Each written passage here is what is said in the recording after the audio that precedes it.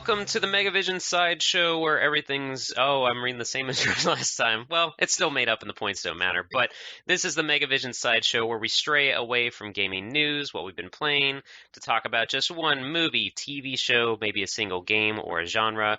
This week, we've been able to tie it into the magazine with an upcoming feature that we'll talk about later on, but we are going to be talking about Teenage Mutant Ninja Turtles 3, the cinematic release.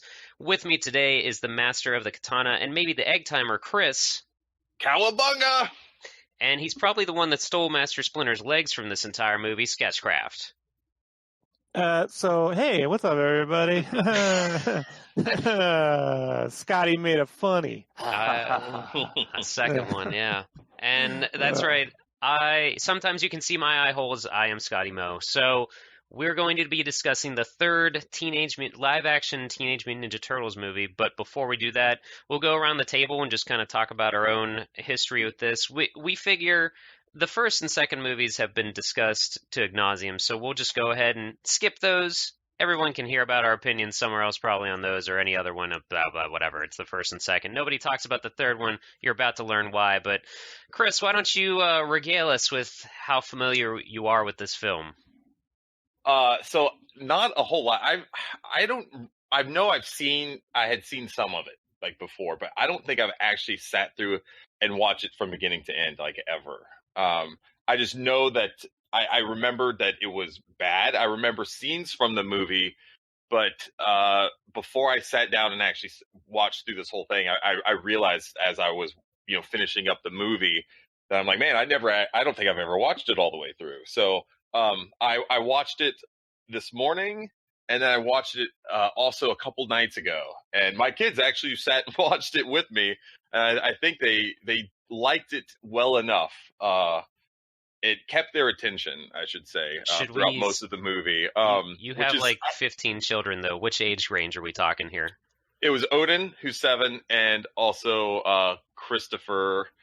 Isabel was kind of back and forth, but Christopher's 12, and so like 7 and 12-year-olds, which is like what this movie was made for, that kind of age range. So aside from that, I was a huge Turtles fan growing up, though. I think my I don't remember if I got into like the cartoon or the movie first. I can't remember, but also like the video games, the toys. I had all, a lot of those growing up.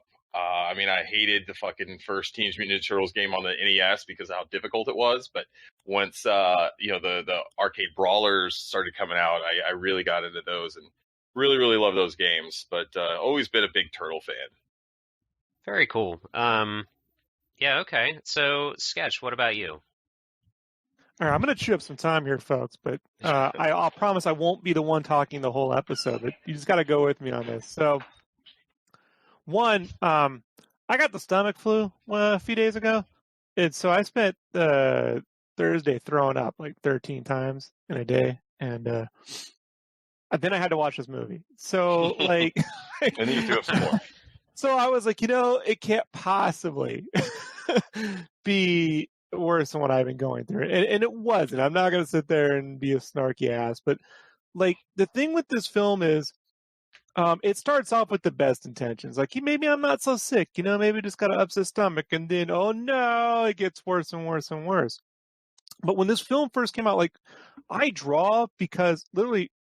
Okay, I'm not going to say I draw because of the Turtles, but I wanted to be a comic artist because of Kevin Eastman and Peter Laird, because they created this book and then they got rich off it, and I was like, wow, you can actually do well, like you could create things that people enjoy and they make toys. And so I found the Turtles through these books called the First Publishing released 3 graphic novels, recoloring and collecting different Turtle stories. And this movie is sort of a loose adaptation of the third. It's book 3. I have it right here. It's when the Turtles actually teamed up with Cerebus, if you remember that comic book character by Dave Sim. And if you go into the third Turtles book, book 3, and you go to like page 37, 38. It starts there, and there's this whole like sequence of this. There's this chick named Renee, and she has this scepter that she steals from her Time Lord, and she's tired of being a servant. So she goes to New York and she just inadvertently drops it on the turtles. And then she grabs them and they go to some place where no one ever recorded time, and it takes them back into medieval times. And they find Cerebus and they have to defeat this demon lords who's sieging a castle or anything. And then at the very end of that story, there's this minor story about the pre-Teenage Mutant Ninja Turtles, and it opens up. And the reason why I bring this up is it opens up with this one shot. It's on page 83 with this guy running. This is a Japanese man, and he's running, and he sees all these samurai soldiers, and he's in the middle of the samurai battle, and then he wakes up, and he's in modern day Japan, and he's the son of a yakuza, like he was seeing like his DNA history or something. And I feel like someone read these three and were like, we could adapt this, like look that Japanese thing, and then they go back in time. Like, and I could see this, and even in the Mirage Studio comics, there were different stories where they wore Japanese outfits, and the Turtles were always doing time hopping. So when the third movie was announced, and it looked like it was going to be samurais and stuff, I'm like, well, okay. One, I was excited because the second movie was mostly shot on a soundstage, and I was I was not a fan of the second movie when I was a kid. Like, I walked out of there not mad. Like Ghostbusters 2 pissed me off, but Turtles 2 was like, whatever, you know what I mean? It could be worse. And they weren't using their weapons, and there was jokes, and the effects work wasn't as good. So with this, I was like, immediately in the trailer, they're using their weapons, they're wearing samurai stuff, they're out shooting on location. Corey Feldman's got his voice back. Donatello's. So I'm like going into this going like, all right, you know what I mean? This could be all right. And yeah, and that and I could see all these elements from this different comic stuff. It's like when some people go into movies now, like Civil War, and they go, I see the elements of the comic, but that's not really the way it happened in the comic. And I'm like, look, that's a pretty good fucking movie. You want to go see a movie where there's elements from the comic and it doesn't work at all, go fucking watch Turtles 3, Mm-hmm. Yeah. But like, I could see how it started off in a development. It probably sounded great on paper. Yeah, but then the studio exec, and as a matter of fact, I even wrote, as we go through it, I have time codes. I wrote down, you could see where the studio got involved. You know what I mean? Like 100%. So, and then also, look, this movie was made on the cheap. Let's not even kid ourselves, So, but I mean, I rented it. I didn't get to see it in theaters. I don't even think it played in theaters around us. I saw it on pay-per-view. Wow. So like remember pay-per-view. So pay-per-view was this thing where if you wanted to watch movies, they'd play at a certain time. You had to call up a number and buy it on the phone, and then it would start at a certain time, and then you would record it, and you'd have a bootleg copy. That's why I laugh when people go, bootlegs are ruining movies. I'm like, we all did pay-per-view when I was a kid. VCR recordings. Mm-hmm. So I just remember me and my buddy Rich, who were the biggest Turtle fans. There were parts where we could ignore, but there were parts where we couldn't. And it's a giant. It's nowhere near the first movie, but this film. You didn't feel like Batman Forever. I felt when that eventually came out, you felt there was hope for another Batman. It could get better. It didn't, but you felt, hey, they could get better than this, right? With this one, I was like, well, I guess that's over. Yeah, they probably all felt like that at the end of this movie. They're like, okay, we're done with that, at least for a couple of decades or so. And if anyone's interested in that book, Scotty, I could send you a link or whatever if you want. Yeah, I was trying to look it up and listen to you at the same time, and I didn't find it quick enough. They're super hard to find, man. Like, I have my original copies in pretty great condition, but they're amazing because they're printed oversized, so they're like 8.5 by 11. And the original comics were in black and white, but these were hand painted, so they're airbrushed and gouache painted over the line. I mean, not under the line, so it keeps the line art. But this was how I came to the Turtles. These 4 books, so you could. I mean, I just keep thinking, if they had, I don't want to eat up all the time here, but if they had just had some kind of Jim Henson storyteller budget, you know what I mean? Remember the storyteller series, that they could have done more with this if there'd been something there, but yeah, it left me as a bum. Bummed out. Yeah, I think that's a lot of people's ideas. Is like this. I feel like this could have been better, and it pretty much ends there. But let's be fair.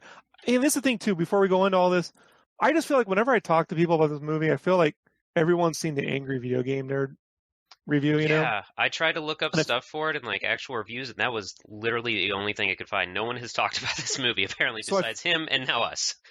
I feel like when I talk to people about it, I'm just hearing them tell me his review. Like I'm not hearing their opinions. You know what I mean? Like, right. Do you really have an opinion? Like, because this film, although disappointing, like it wasn't like the Turtles concert. You guys remember the Turtles rock concert coming out of our shells? Yeah, I like that. The shit out of that cassette tape, unfortunately. Right. If you watched it though, nightmares. See, with that cassette tape, you could somehow like convince yourself if you were a hardcore fan. Well, you know, I mean, my friends won't dig this, but I could secretly enjoy this. But if you watched it, you're like, ooh.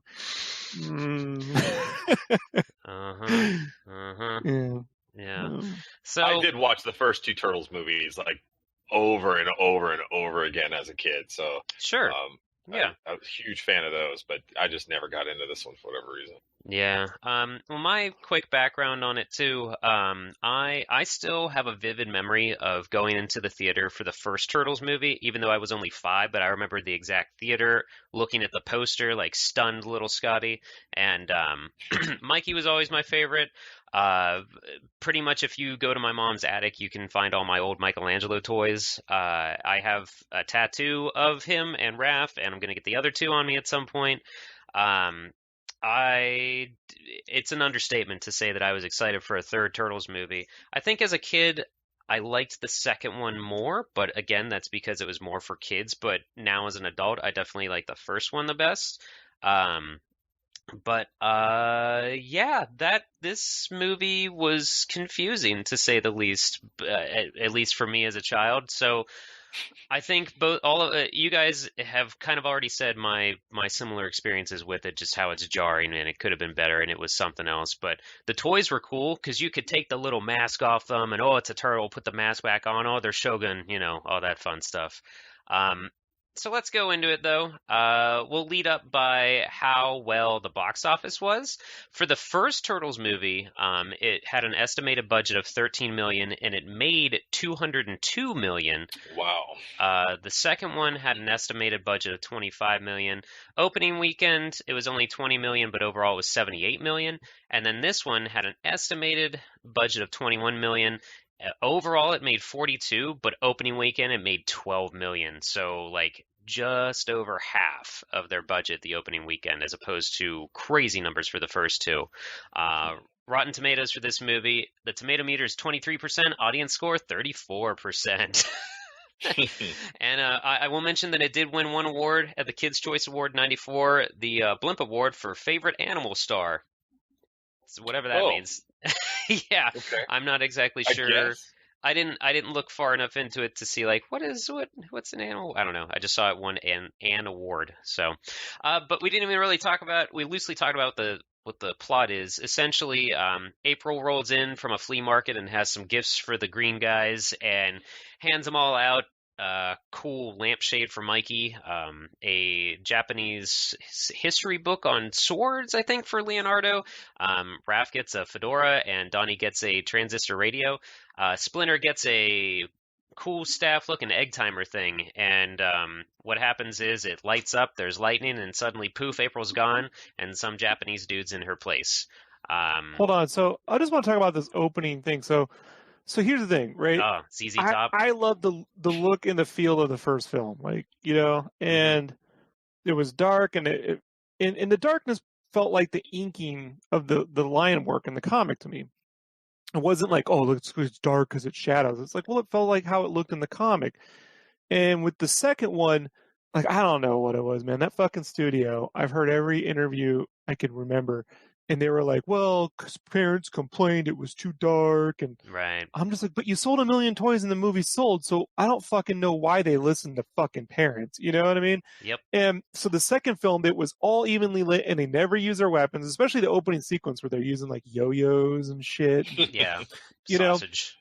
know? And so you go to this one and I feel like the opening sequence is some attempt to feel like, hey, we're making good on this, right? So look, here's some kind of like, I mean, it's not dark as the first one, it's not as bright as the second one, sort of somewhere in between.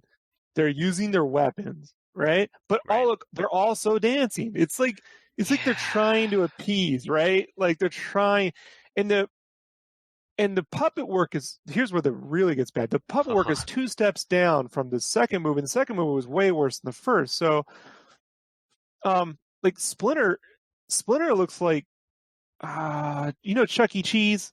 Like, you remember they did the animatronic bands at Chuck E. Cheese? Oh, they had a mouse or a rat or something in theirs. Yeah, but like the way his eyes move is like it's like on a slide. You know, like it looks scary. At the time, I was like, I remember saying at the time, they could have got the robot from Mystery Crow from Mystery Science Theater 3000. Yeah, they could have just taped fur to him.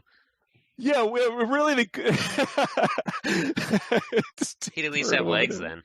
I'm that, and I just they and the Turtles themselves. So when the second film came out, you guys remember they had these version of the Turtles for the second film that were realistically textured.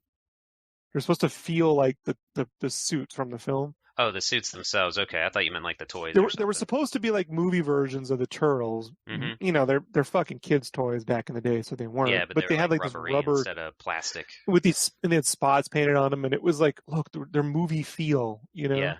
And I felt like these were just someone got those toys and were like, you know what? We'll just blow those up and make those into fucking suits, right? So if you hold those toys up to these guys, like look at this, and the spots, they're way too big. Yeah. So they're about the size of the ones on the toys if you had to enlarge them 3,000%. So they look like age spots, or I don't know. They just look weird. Yeah, it's odd. They look really bad. That is Their teeth are just gigantic. Yeah. Oh, yeah. We'll get into that. Don't you worry. But yeah, I actually do want to back up a little bit from what Rob said with their introductions, because the first 2 movies, Turtles 1 and 2, they're both introduced with a fight scene. Whether it's in the shadows or not, because the first one they save April and they're, but that's kind of your introduction to them, is still they kick the asses of some punks on the street. And then the second one, the same deal. They're fighting, be it with baloney and yo-yos and rock'em sock'em clown punching things, but it's still a fight. But this one, they're coming out to ZZ Top and they're doing like a conga line, and then they're sort of sparring with a dummy, and then we got to be a little bit edgy, so Raph throws his sigh right in the boombox. And then we go into it. Yeah. And look, let's give some props to the stunt corps people in these suits who have to do that shit in a suit. Yeah. Because I mean, if you've ever just walked around in any kind of full body suit like that, any kind, just walk around somewhere in that, it's so insanely hot. So like, I know when people complain, I wish they were men in suit. I'm like, yeah, I do. I prefer I like the Turtles in the suits versus maybe CGI, but. Man, I gotta respect the fact that doing stunts in that shit. I mean, like they should win Oscars. Like they were like claustrophobic horror stories from the first movie. Yeah, I'm extremely claustrophobic after working in tanks, in the army. So it's like I like think about with that that Vader shot in the Revenge of the Sith where the helmet comes over you. They put the turtle head on you. You put the turtle head and you're looking at their mouths. And you're just seeing teeth and shit. And I'm like, I don't want to ever do that. No. Oh boy. So this opening I felt was like trying to blend the two, and this is the first time when I was a kid, like this is 94 when I saw it, because it was a year after it came out in theaters, and this was the first time I was able to like start to piece these things together. Like, I can see where the studios are trying to, you know what I mean? Like they're trying to have it both ways, and but yeah, the ADR is really bad. Let's not kid her. The ADR is additional line recording. So like, oh yes, there's just a dialogue recording. So that's where when their mouths aren't moving and they're just throwing words over it. Now they did it in the first film, but it's done very well. Yeah, I feel like they just had less control over the lips or something in this one. There is none. And matter of fact, I have a few time codes later on that I have one specifically that I'm like, I don't even know who this is who did it. Like, and I would like to know who did it because I don't think it's the actual actor. Mhm. Can we talk about the voices? These are all the same turtle voices as the first film, except for Raph. Oh yeah, Robbie Wrist is Mike, and excuse me. Yeah, which by the way, if you look in the credits, Robbie Wrist has a registered I trademark saw that. I after his wondered name. about that. What is that? Have you ever seen a registered trademark after an actor's name in the movie No, credits before? I don't know. I saw that and I had to pause it, and I'm like trying to. I couldn't really Google that, but it's Yeah, a like, weird thing. does Robbie? Do you know those things where you can pay actors to say something for like $100 or? Yeah, Paris Hilton. That's Do how you she think? made her career for a little bit. No. I'm talking. There's a place you can go, like these sites you can go to, like where you pay like $50. And, Oh like yeah, Mark McGrath fucking broke up with someone the other day because they paid him to, make a breakup video. yeah, like a voicemail or something like that. I gotta think Robbie Wrist is doing that, right? I Like guess so. Yeah. I would pay Robbie Wrist to explain the registered trademark after his name. What's funny is it's full circle a little bit for Angry Video Game Nerd because Robbie Riss ended up doing a voice in the Angry Video Game Nerd movie. Well, there we go. There we go. And I guess the Paige Turco is the actress from April from She came 2. back from So 2. Yeah. and then eventually, Casey Jones will show back up. So like you could see again, I've said this is the third fucking time, but you could see them trying the studio, Hmm. trying to create this blend, right? We can create this blend of the first and second film, and everyone's going to be happy. Yeah, it's My almost biggest it's issue. kind of like goes back and forth because it's like it starts out with what is this fight scene, but then it's like, oh, that's classic April, we remember her, and then it's like what is going, but then later on it's like, oh, Casey's here, all right, now it's gonna get good, you know, The gang's back together again. something like that. What were you So starting to I say have a though, there, Chris? No, I was just going to say, like, kind of an overall thing is like I think my biggest issue with the movie is just that there's like there's not really like a really bad villain in this movie at Oh, all. boy. Like it's like it just depends on like what perspective like you're like looking at it from, and no one's. I mean, Well, let me tell you where they missed the mark, right? So even if I was stuck at the studio, look, I've worked on projects. I was like, fuck this, but I got to earn a living.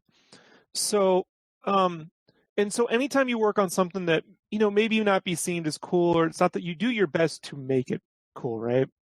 And Mhm. I look at this and I'm like, there's a lot of these parallels. There's this thing in the movie where there's a scroll and you could see these turtles defeated his ancient ancestors, the Emperor's ancestors, and so he must defeat them. What if he had invoked a spirit and that spirit was the spirit of like the Shredder? You know what I mean? Yeah, easy, And he had quick become tie-in. like a demon lord of some, and then he could look like the demon lord that's actually in this graphic novel that fight, who has spikes coming out of his shoulders. Hmm. He's sort of Shredder. You're not really Shredder-esque because he has horns and a tail, but they could have done. I remember in the Turtles, the first movie's based off the fourth book in the first publishing series. Right. Is what the entire first movie is based off of. So if you want to see a good, like, here's what they adapted into a movie straight up, it's that fourth book. But there's a sequence when April's on the farm and she's having a nightmare about the Foot attacking her in her antique shop. Antique Remember shop, from the yeah. first film. And the Shredder, like in the foot soldiers are all demons. He has spikes coming all out of them.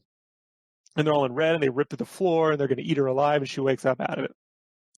And I'm like, he could have become like a demon or something, and that could have been, Which is the thing weird. at the end. It's weird that they don't do that because some, like the small amount of reviews that I found is like people trying to say that the guy that is played by Casey's same actor, they try to say like, oh, he is an ancestor of Casey, and they even throw in the rat in there. And it's like, well, why not just say, oh, this guy is a descendant of, Hiroku Saki or something. Like, just throw it in there just so they're slightly Shredder, just to make the fans happier, Right, or he could have unleashed a spirit that cursed that guy's family, Something, who was yeah. Oroku Nagi, who, begat Oroku Saki. Mhm. That could have, so they could have ended up creating an origin for themselves if you wanted to do that. But I sort of think like that thinking is above people's heads, right? I guess. In these studios, like that's way above their heads, like especially in 1993. So Mhm. yeah, there is no clear villain, and it becomes very clear. I want to say around between the 40 and 50 minute mark, this film has no purpose whatsoever. Yeah, there's we'll no get there, fighting. but, Yeah, we'll get there. We'll get there. but this opening sequence, I just have a question. So those antique items, did she get them from her shop, or did she buy them shit around town? I think she bought them because she says Yeah. like she bought them at like a thrift like store or something like that. Like I thought that's what she said, but I didn't really think about it until later, and I was like, dude, she had a fucking antique shop, and she goes, this is the thing that bugged me when I remember thinking this. She goes, I think it's an antique or something. I'm like, you own an antique shop. You fucking know an antique. Just throw away like the plot of the whole first movie. You should be Connor Duncan or Connor McLeod in fucking Highlander with all the fucking antiques, that were collected throughout the fucking. You know what I mean? You could explain to people shit. It could have easily been like, oh, I was just cleaning out my shop and I found these things, but no, we don't want to make that much sense. Yeah. Let's not. So that's where I'm like, all right, and whatever, We actually skipped like the actual opening scene of the movie, though. Like, the movie doesn't open with this. The movie opens with like it's set. It just says like 1603 or something like that, and it's a writer is running, is trying to get away from these other four people or humans on horseback that's chasing him. And he's just trying to get away from them, I guess. And I when I first started seeing it, I didn't know if they were trying to make it seem like those were the turtles because there was four of them chasing one other person, and so I didn't know if like they were trying to like have this like mysterious like opening bit, like because you never really see the writers' faces or anything in that opening bit, so I didn't really know kind of what they were trying to do with that. It's a weird, misleading thing, yeah. Yeah, but look, no, it is. Look, it's not misleading. Artistically, they're like, yeah, it can represent that. And there's some symbolism there, or some imagery that's evocative. But is it or isn't? And I could see artistically why they did that. And those are the four dudes that end up getting like transported. Yeah, they're the four honor guard guys, right? Yeah. Yeah, those are the four honor guards. Yeah. This is where when I saw the movie, I'm like, oh. Look, they're outside. They're actually shooting on location. I'm glad to see some real light back in a fucking movie with this. So I was actually filter or whatever they did actually like looked pretty cool, because especially with like the rising sun. So it immediately it's like in Japan, the land of the rising sun. Like I thought it's Oregon, unfortunately, because that part I actually been there before. Like when I was a kid, I was like, oh shit, they went to Oregon with the waterfall and stuff. That's where. So look, here's the thing. This film was directed by the director was it Stuart Gillard, something like that. Let me get it back in front of me here. Yeah, Stuart. He's a television director. He's a television director. If this movie had been released as a 3-part episode on Fox Kids, right? Well, like we probably would be way more apologetic to it. Probably. You know what I mean? Compared to what the TV show became, like when you think about it, you're like, but this definitely feels like a TV show, right? Mm-hmm. Now, it's funny you say that, or is that what you're leading into? What? Originally, the movie was going to be called The Next Mutation, this third movie. No, I'm not that clever. I'm just telling you by observation. It Gotcha. looks and feels like a TV show. Like, yeah. And this is why when people who don't, I'm not going to say when you haven't gone through the process of being held to, I don't want to say what standard, like when you have to entertain people and you get paid for it, you develop a certain level of talent, right? And so when you want to, at a movie level, and I've worked with, screenwriters and filmmakers, when they're telling stories and they do it well, that's really fucking hard. So when people on the internet like, oh, you should do this and put the scene in and put that there, understand it could come out very by the numbers if you did that. Mm-hmm. And if you look at a lot of television is very by the numbers. Here's the plot point. We do this thing. We do that. We do this. And this is what it looks like when you're just going down the line. Yeah. That there's no voice. Where's the voice here, right? Where's the emotional through line? Where's the soul of this film? In the first film, there was a soul. You could feel it too, especially like when Splinter's in the fire and he goes, "I love you, my." I'm gonna cry now thinking about it. I'm such a fucking nerd, right? Like, well, I mean, yeah, no, going to Splinter. Right? I love you, and they're all crying and shit, and they're out there, and you're just like, and it just holds on that sunset, and you're like, oh, I'm shedding a tear, Yeah, Like, and that's kind of how Splinter's introduced in that movie, though, too, with Soul, because he's just introduced with literally the light of a match, like just that scene as well. right. So when people shit on fucking making films, I'm like, look, it's really fucking hard. It's really, really. So we expect when people spend millions of dollars to do it and, get us all hyped up that they put the fucking effort in. And here, it just really feels like this was supposed to be a TV show. Now, you're saying it was? Oh no, 'Cause it I'm looks saying like it was leading into it, and it kind of it's what they adapted into the show. And I could see if they wanted to get this guy to be like the head showrunner, that they got sets and they were putting together the sets for it, the setup for it. I could sort of see like they were trying to put together the crew for that, but there's a lot of this that reeks of tax credits to me with this film. Like, and I actually, again, I've taken fucking timestamps, but I'm meandering. I just feel like that's where I got a little hopeful with the opening, and then with the ZZ Top, you know what I mean? But oh look, some fighting. Oh shit! And then with the antiques and who knows? And I was like, oh, this is going to be an up and down. I remember my buddy Rich and I were like, oh, we liked it, but we always said we like shit because he's going to go, you remember liking it? I'm like, we always said we liked it. Then we went back to our rooms and had our own fucking opinions because we were afraid for a while. We had to go off to our separate fucking homes and think about it. And I'd go, well, I like this and that, but this is stupid, So I felt, Chris, you said you didn't like the first Turtles game because it was too hard, right? Well, yeah, I mean, it was just brutally hard. I mean, it's one of those games it's what it's kind of known for. Now, I mean, I did enjoy parts of the game. It wasn't all bad. I didn't just hate it, but it was just one of those games I'd get to a certain point and I would get crushed. This movie reminds me of that game. Where you're like, yeah, I mean, I could see where they're in the right place, but it feels like it was, budgets and time and get it out for Christmas and it's and the overall theme of like, this is the Turtles. I like the Turtles. I should like this, right? So she shows him the scepter. Now I got really excited when that scepter showed up because I'm like, I remember the scepter from the comic. Yeah, like, this story's been told twice before this movie even came out. Of them What's like going funny back though, to feudal Japan and stuff. Sorry. With Renee in the comic was this busty chick with clocks hanging all off her outfit. It was crazy design. She had giant tits, but she took her hat off, and she looked like Paige Tuco. Like she had the short brown hair. So I was like, are we gonna see her boobs? They're gonna, is this? Oh no, okay, all right. I guess we're not gonna do that. Overall.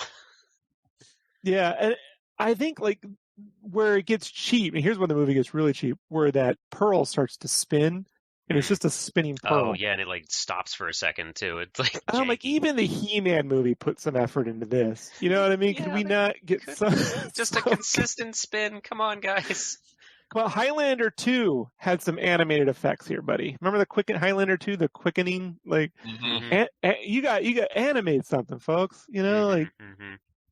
So basically what ends up happening, yeah. So like somehow the scepter gets activated and she gets transported back into the 1600s, and this dude named Kinshi, like they swap places somehow. And for whatever reason, they also swap clothes. Like whatever clothes they're wearing, the other person is wearing their clothes, which it never explains like why that nicely is. But yet she can transport her Walkman with her, but she can't transport her clothes. Yeah, she takes her Walkman. He has his katana still.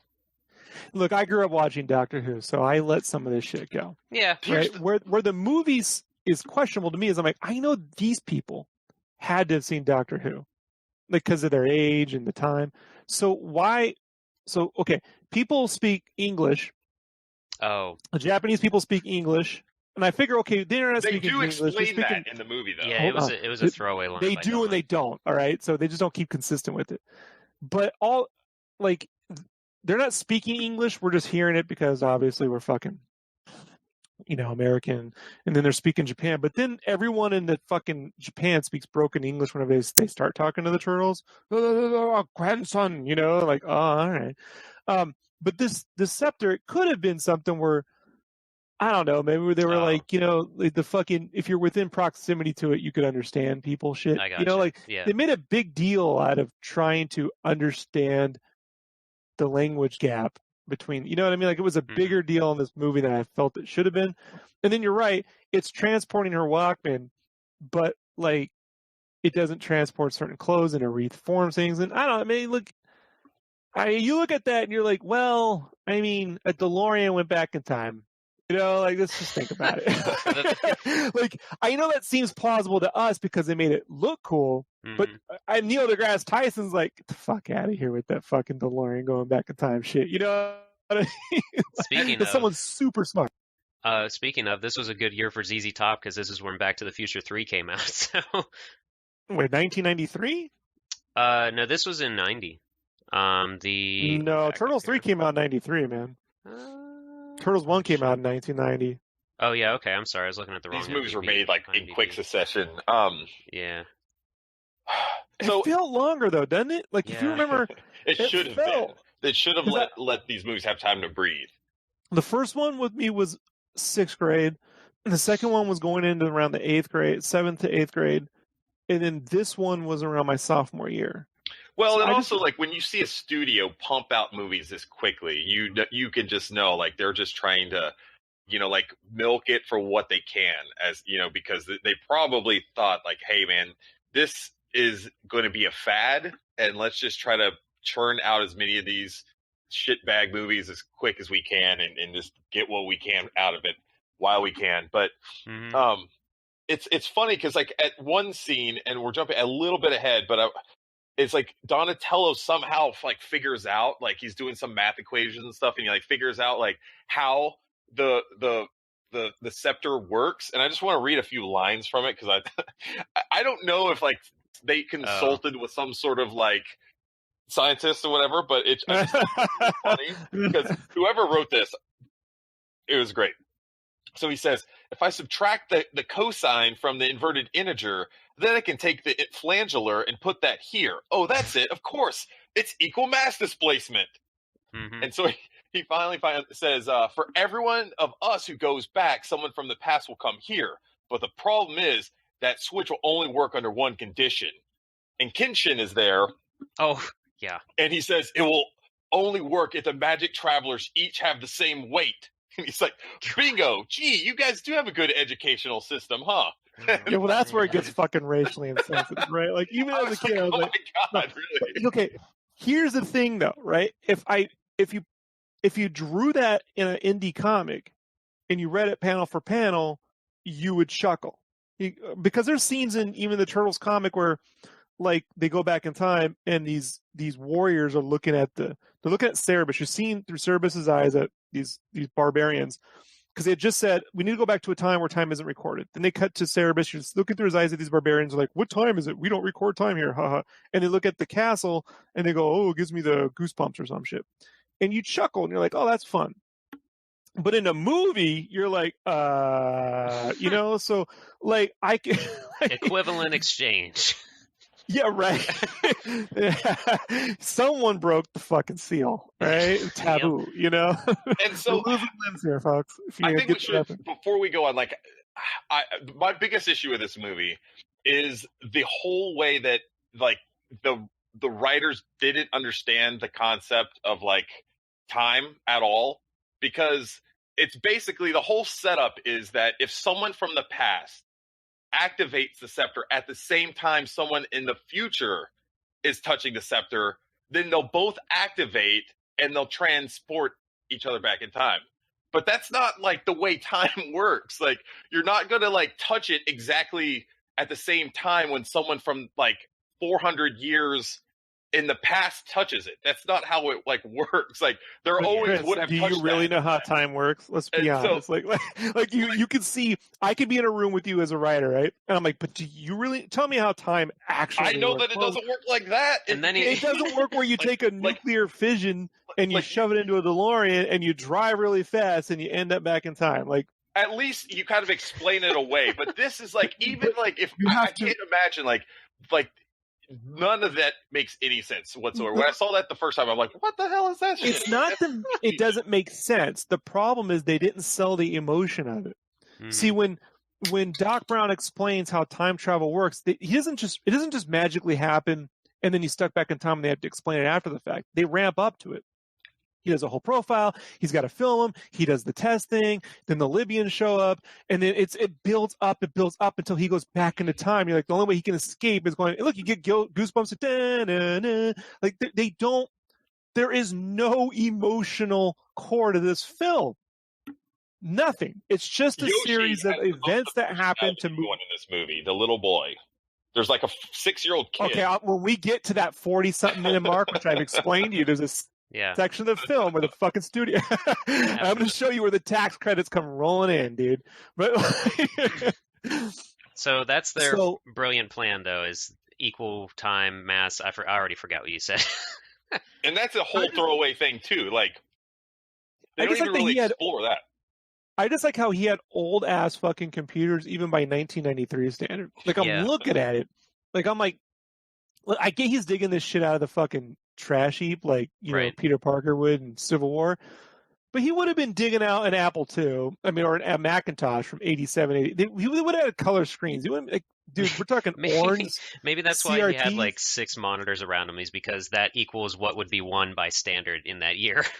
It's like, what is it, like the PlayStation folding or whatever they did, like back. They didn't even have a Nintendo. Where was the opportunity to have an NES somewhere around there, right? Yeah, like, somebody would have thrown it out by then. In Ghostbusters 2, they hooked up an NES Advantage to the Statue of Liberty, you know? Right, something. So right before this, we actually like get introduced to Lord Norinaga, who is actually Kenshi's father. Apparently, he's some evil warlord, but he's actually the same actor who plays in Bloodsport. He's Van Damme's Shidoshi in Bloodsport. When I saw that the first time, I was like, holy shit, it's him! I love him. That guy's great. He's actually I knew him from Gung Ho when I saw him. Mr. Gung Ho guy, right? Because I was an idiot kid, you know? I didn't watch my first Kurosawa film until 2 or 3 years after this. So, I guess his name's San Shimano. Yeah, he would eventually do the voice of the Emperor in Samurai Jack. Ah, cool. Oh, okay. And then there's a girl who we see briefly in that opening bit. Her name's Mitsu, and I guess like her and Kenshi have some sort of she's leading a rebellion of sorts against Norinaga. The resistance. Norinaga's She's supposed to be the April character, right?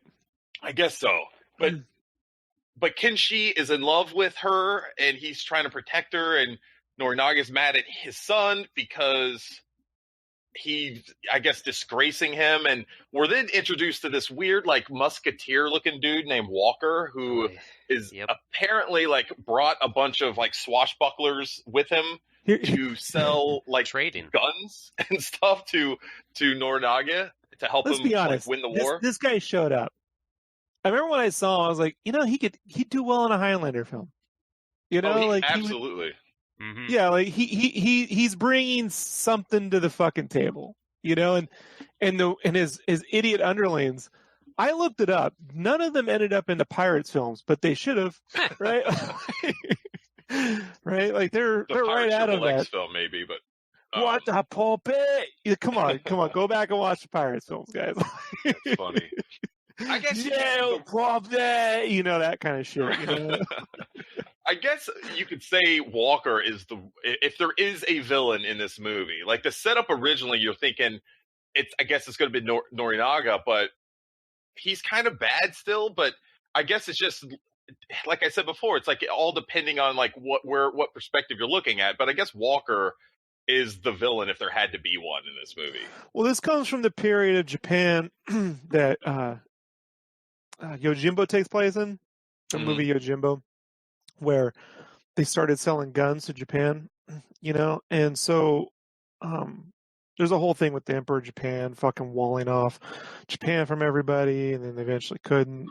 So I guess this is right before that. Probably this is right before that where they shut it off, and then they had no choice later because the Dutch fucking like bombarded their fucking with their navy and shit. I'm not a historical expert. I just remember because I used to care because of this shit.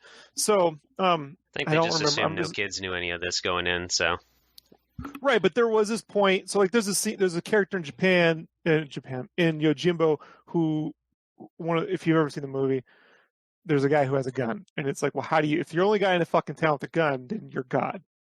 You know, that's basically it. Like, and all he has is a revolver. Here, they have every fucking thing. I don't understand. Like, look, let's be honest.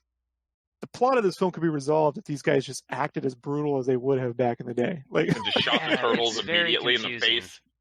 Yeah, that Nigel, like the main villain, the English dude, he would have easily Walker, of course, Texas. Walker English Ranger. It's a very Texas nailed name, it. So if he had brought all the weapons, he says he wants to sell everything to the Emperor and do trade, right? Yeah. But gold. they're also sort of raiding towns too. So that didn't make sense. The whole resistance didn't really make sense. They never explain why, like, they're fighting against each other. Like, I get that, like, Walker and his people are kind of like raiding and stuff, but it never ever explains why Norinaga and the villagers are at war with each other. It's just here's where I think they could have got around it is if there had been a demonic influence, the Shredder demon, right? You really want this demon. It's an easy fix. But then they call the turtles demons. They call them Kappa, right? You're demons, and if the only thing that could be only thing to defeat the demon could be a demon, right? Yeah. And then they resurrect Pumpkinhead from the forest. Like, maybe to hold off the incursion of guns, they want they turn to the past scrolls and the relics, and they conjure up demons to fight their wars and shit, and like it's even worse. So, well, we're not dealing with. This is fucking walking turtles. We're not dealing with recorded history. This is a fictional fucking universe. But we can all agree there could be more creative ways this could have been dealt with. But that Walker guy, what's the actor's name? I have no idea. Let's find out. He Stuart Wilson. So Stuart Wilson. We'll get to it when we get to it. We'll get to it later. I want to bring him back up, but you could tell right away that this is a guy like who should appear like on every Star Trek episode as a different alien. You know what I mean? Like it's some reoccurring shitty Cardassian. You know what I mean? Really gets on you. Fucking, you just want him to die but won't. Kind of fucking dude. He's a pretty good character actor. Yeah, he does fine. And funny enough, they refer to him as Zorro. He was eventually in the Mask of Zorro. Well, that's why I didn't see you stole my thunder there. But they do. I'm sorry. But it all starts around the 40-minute mark. See? When the movie actually starts. 30, yeah, that's why I was like, about 44:38. They go, hold it right there, Zorro, dude. And he basically plays the same fucking character in Mark of Zorro. Yeah. So then the turtles like get transported, right? In back in the past, and then the honor guard dudes get transported back in present time. What's weird though is that so the turtles aren't wearing any clothes, right? Correct. And so they go back in the past and they're wearing like the samurai outfit. But except I think Michelangelo's wearing some like Hawaiian shorts. Yeah, like board shorts. And so there's a dude that's wearing those shorts, but the other three guys are wearing these like weird like thong like one pieces or something that look like something you'd see in like a Victoria's Secret catalog. Yeah. The only thing I could assume is that it's supposed to represent the turtle shell. Maybe? I figured it was just their underwear they had back then. But why would they keep their underwear? I don't know, Chris. Because you're supposed to wear whatever the other person's wearing. The turtles are naked. So why would they have anything? I don't know. That part bothered me. Well, if by that logic, then the dude in current time New York that replaced April was probably walking around in her panties for all we know. Absolutely. Absolutely. I hope that would have been a hilarious moment like later on when he goes to the bathroom and he looks down and he's like wearing some like red lacy like underwear. Oh boy. That could have been great line. And so I bring that part up like with the turtles coming back in because they're basically like dropped in the middle of battle. And they have no idea what the hell's going on. And one of the horses like goes crazy and throws Leonardo, I think, into like a river, and they all get dumped in this river. And then Leonardo gets up. He's like, I think I swallowed a frog. I hope it wasn't an ancestor. Yeah, that was and I'm just like, Like, yeah. like you're a turtle. Like, why do you think like your ancestor's a frog? You know, I'm surprised it took us this long to mention that this movie is lacking in fight scenes, but boy, does it make up for them in one-liner pop culture references. It's like, God, I thought that was hilarious, but Well, that's again studio notes. We need more jokes. Keep the kids laughing. Okay, we Yeah. need more one-liners. You know, like that's they just count the beats. You know, you need like you need another joke. 3 minutes a joke or something. Yeah, well, that's Something. because, and then that's what happens. This is like when I first heard Taika Waititi was directing Thor Ragnarok. And they're like, well, we're doing a lot of ad-libbing and you know the free-form reacting back and forth thing. I cringe at first. 'Cause I'm like, that's super fucking tough because it can really end up where you don't have a through line and you just have people making jokes Right. every 3 seconds. And That's you what can it really felt like see to that. me. That the whole movie was just a joke. Like it was entertaining. No, but I there's just- a fucking through line in Thor Ragnarok, bro. There's a giant fucking emotional core there. Like I don't even want to get into it. It's gonna eat up another fucking hour. But here, this is the great example of if you throw a ton of jokes and there is no story there, you're just like, oh, let me guess who's got the wise ass. Like, I think even Raph says something eventually. He makes a joke. He goes, "Well, I'm the sarcastic one.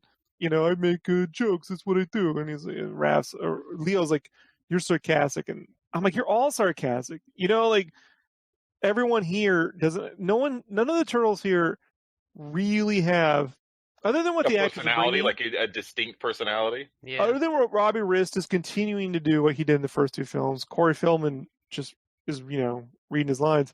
Mhm. Yeah, there is no actual character per each one. There is nothing other than they sort of are tired of living in the sewers and would like to be outside, Right. you know, which isn't much. I mean, I don't. I can understand that. They're turtles.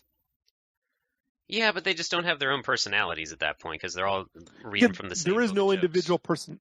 Which one of them is just like waiting, looking around? Like, think about the sequence in the first film when Leo refuses to leave Raph when he's in the tub. Mhm. And April just comes in and looks at him, and you know what I mean? Like you're not Yeah. getting You kind any of of learn that about here. each of them at that point when she's sketching them and stuff, and they have their own ideas of how the world's processed and whatever. Yeah, this as they're movie's dealing just with moved crap. way beyond that. They don't care about any further character development of these guys. Like it's just Wet Willy like time. they're all in it just for some good time. Do you think we could do a fan edit where we just call it TMNT3 Wet Willy time? Oh hell yeah! God damn it! Why did that happen?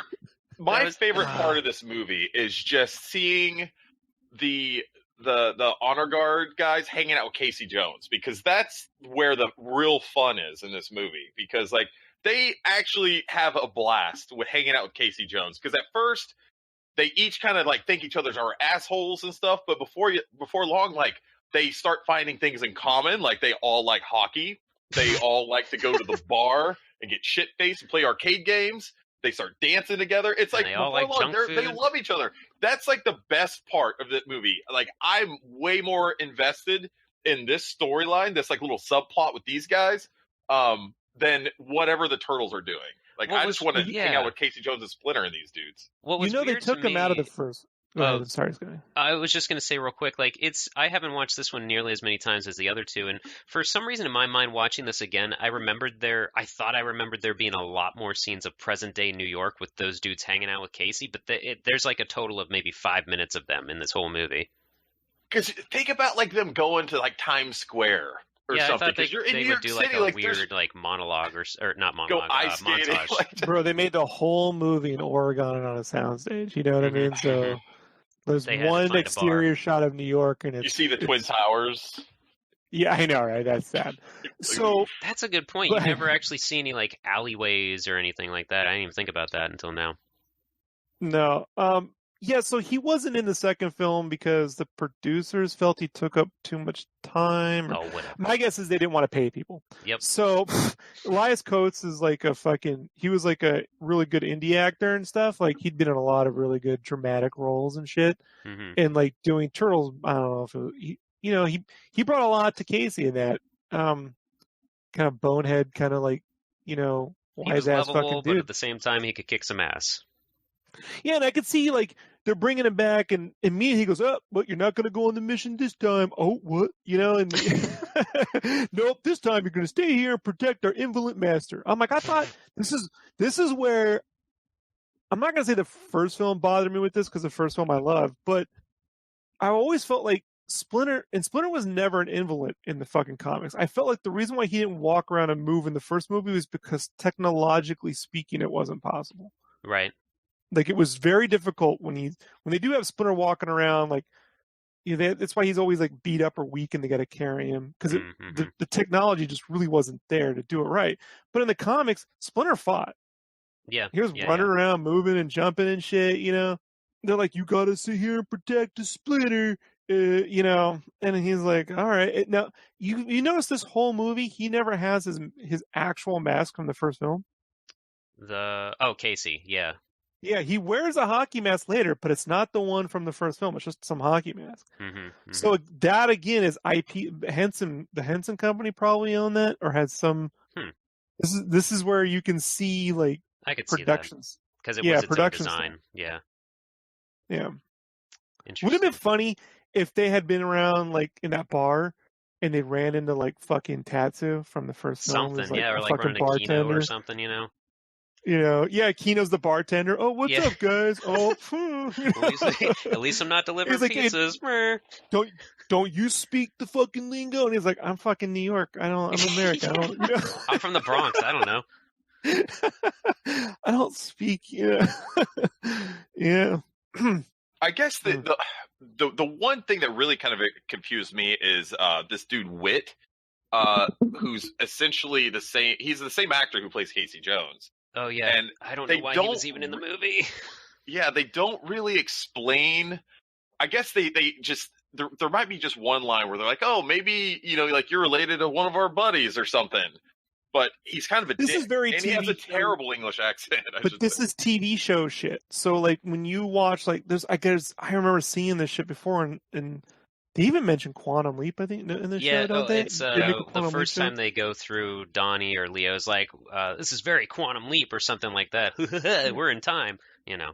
But I remember there being episodes of Star Trek or something where like they go back in time and there's someone that, it's the same actor, but they're a different person. Like that's such a TV show thing to do, where you give the actors different roles, but they get to play a whole new character, right.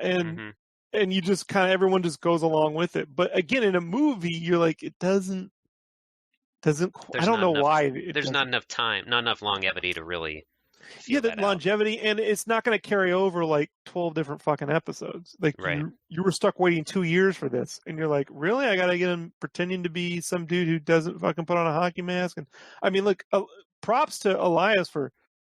Like, he did it well. You know what I mean? Like, It was aside from the different hairstyles, you could believe that was two different people. I guess. I mean, okay, but he's in good shape too, man. Right? We can all agree he's in pretty good shape for 90. Remember, this is back in the era of comic movies where Michael Keaton never worked out a day in his life to be Batman. Like, remember? Like, did you ever see Michael Keaton with the shirt off in a Batman film? Yeah, no. Nope. I almost want to think that this older Casey relative was created just for this scene change, this transition that happened when April's in the cage and like, Casey, is that you?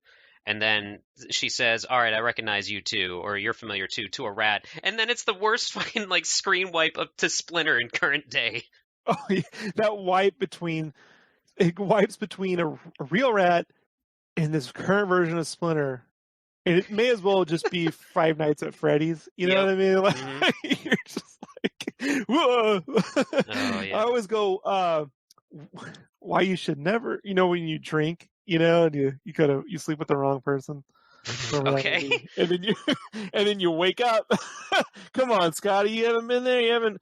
Woke up next to Marson and regretted. You know what I mean? Like life choices. Like, yeah, he was the lesser looking rat. I understand. It was. I took Graham, so you didn't get a choice. That's fine. Were you starting to say something, Chris? No. But Splinter's ears are like fucking molded plastic in this film compared to Yeah, the he first just one. Where his doesn't ears, look good overall.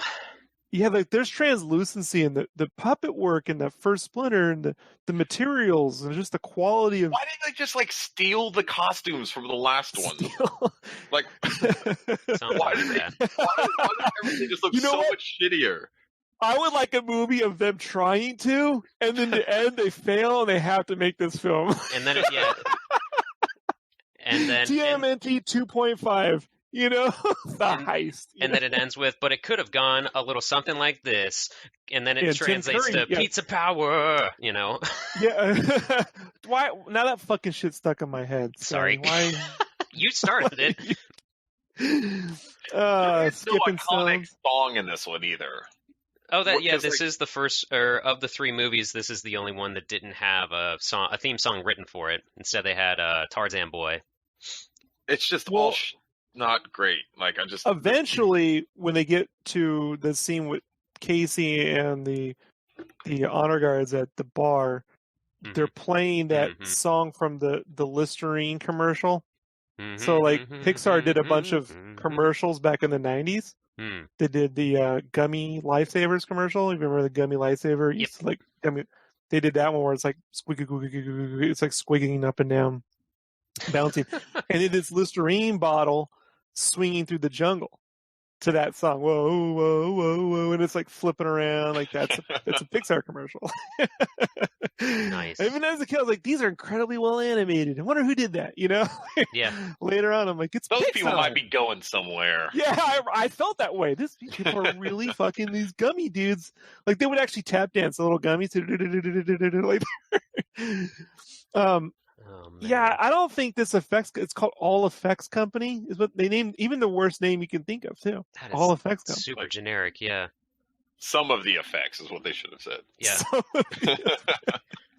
Oh, So we're leading up to kind of finally the first actual fight where we're talking about, because like the turtles are back in time, they lose the scepter, Mikey gets broken off from the crew, he gets kind of kidnapped. The turtles find April, and they give the guy the first wet willy of the one of the three subplots in this movie is a wet willy, but I oh love it. man, and they get April back. They like scoot down the garbage chute essentially with fake Casey, and then let's see here. For Bootleg some reason, Jones. God, speaking of like pop culture references, when they're about to jump down this sewer drain thing, you know, one of them says not another sewer. Raph, for whatever reason, says I'll be back. It's like, no, you won't.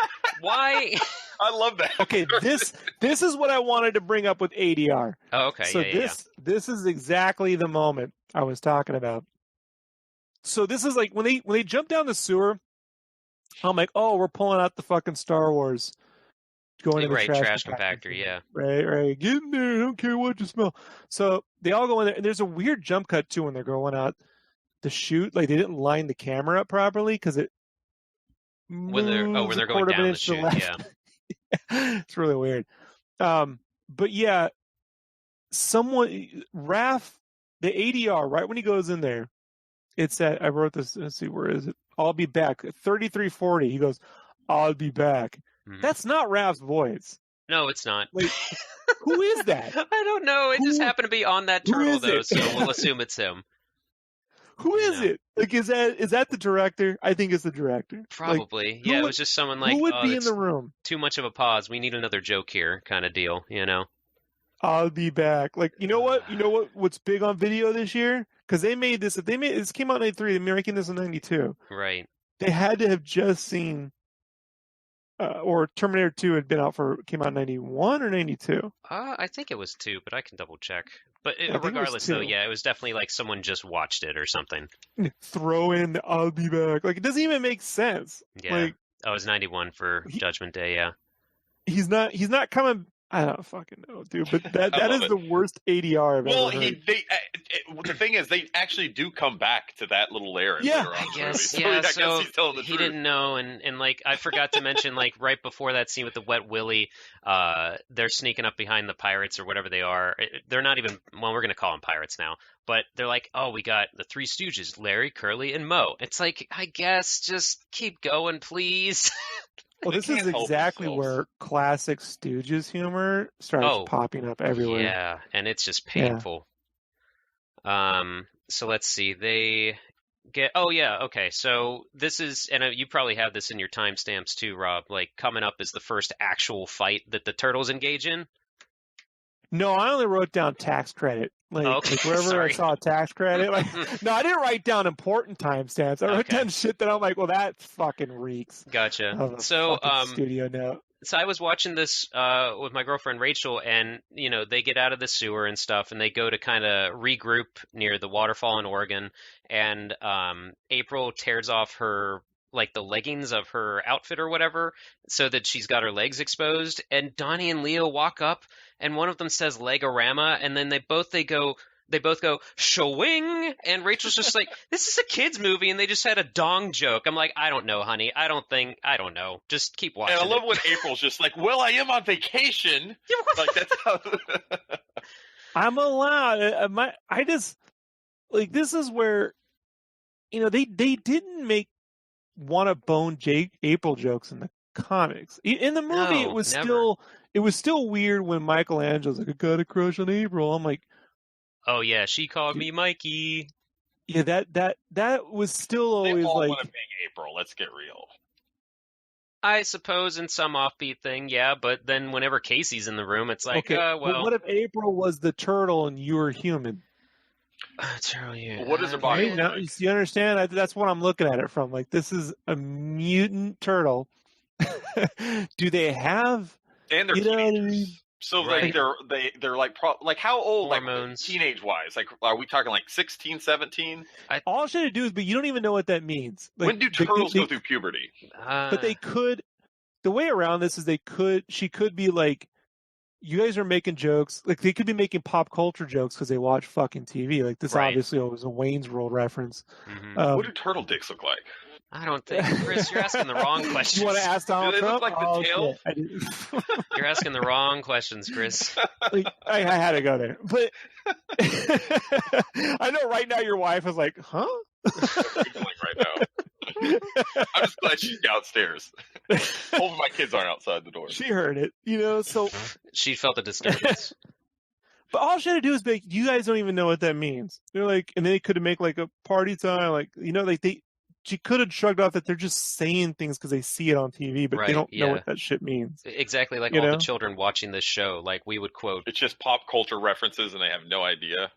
Exactly. Yeah, they have no reference for it. Yeah, like kids would 'Cause know they're stuck I'll in be a back, sewer and but they kids had not seen the rated R Terminator movie, but they knew who said I'll be back, so whatever. Well, this would have been a good point to bring in some emotional arc where they're like, look, we're again, you said we're kids. We live in a sewer. What the fuck would we know? You know what I mean? And she's like, well, look around you. There's fucking people. Why don't you interact with them sometime? No one's running from you here. Yeah. No shadows to hide here. Like that's the point to do it. Right, But here we are, and look, I get they cast Paige in the second movie because the producers felt she was prettier than Judith Hogue, and that's a quote unquote their fucking quotes, guys. Like wow. those are from documentaries from the fucking studio. I watched them from the studio. They're like, they just didn't think the first actress was pretty enough. Oh, whatever. And I'm just like, I The know. one that played I April? Yeah, Yeah. Judith Hogue or how? Hogue, Yeah. whatever. Yeah, that's why they cast Paige Turco in the second film. I felt Paige is doing a better job of acting here, but she may as well just be on Deep Space Nine at this point. Like I don't think it's Judith Hogue's that's a film actress. Like, Yeah, I like her better. The way she came across smart, and you're not going to get one over that lady. Yeah, like actually experienced in like the rough and tumble side of New York. Yeah, like I feel like dealing with Judith Hogue is like me trying to get around my wife on shit. Like, Emily, she, you know what I mean? Like, Yeah. It's not gonna work. If it works, it's because she let it work. That's it. Yep. Yeah, but this one, I just don't know. Yeah. But yeah, this is like the first kind of fight with most of the turtles, and it stops when Raph saves April's life real quick, and then one of them takes off their mask, and they're like, oh, just like the other one. They're like the other one, Mikey, and then But they all speak English.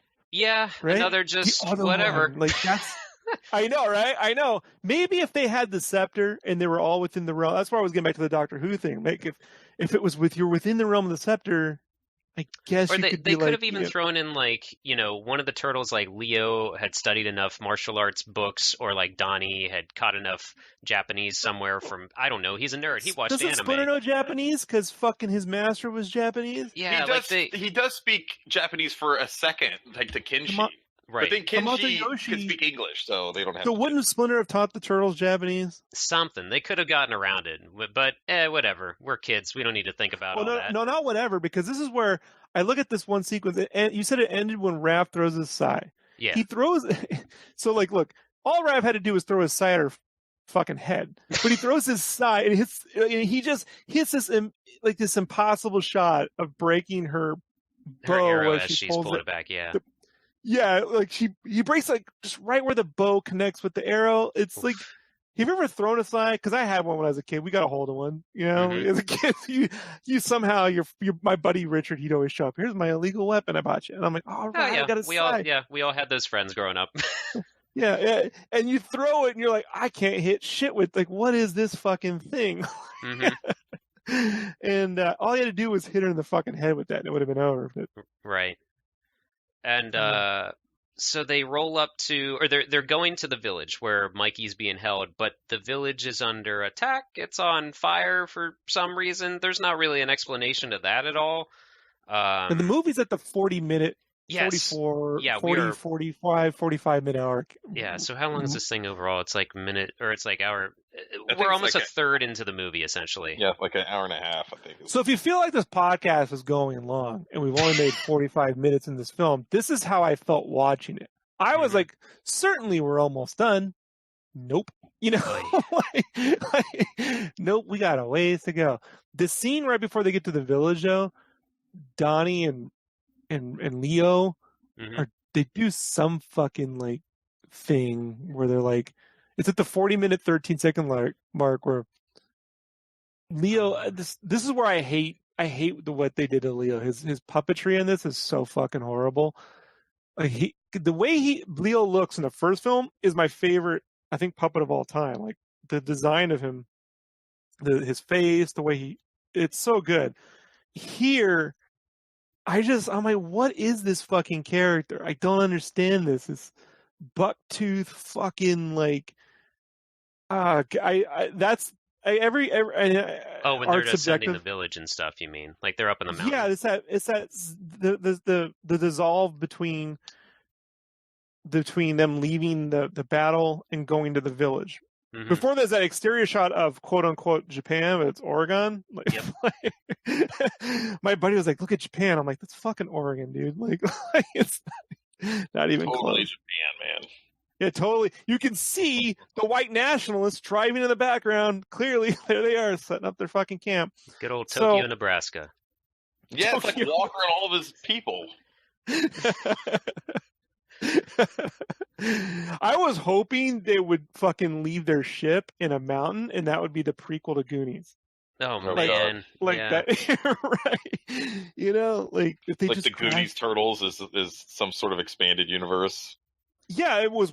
If Walker's name was like, his name is Walker, but we call him Willy. He ends up with one eye, and get it, Wet Willy. Like, oh shit! Oh hey guys. Hey, I feel like the opening of Turtles 2. Hey,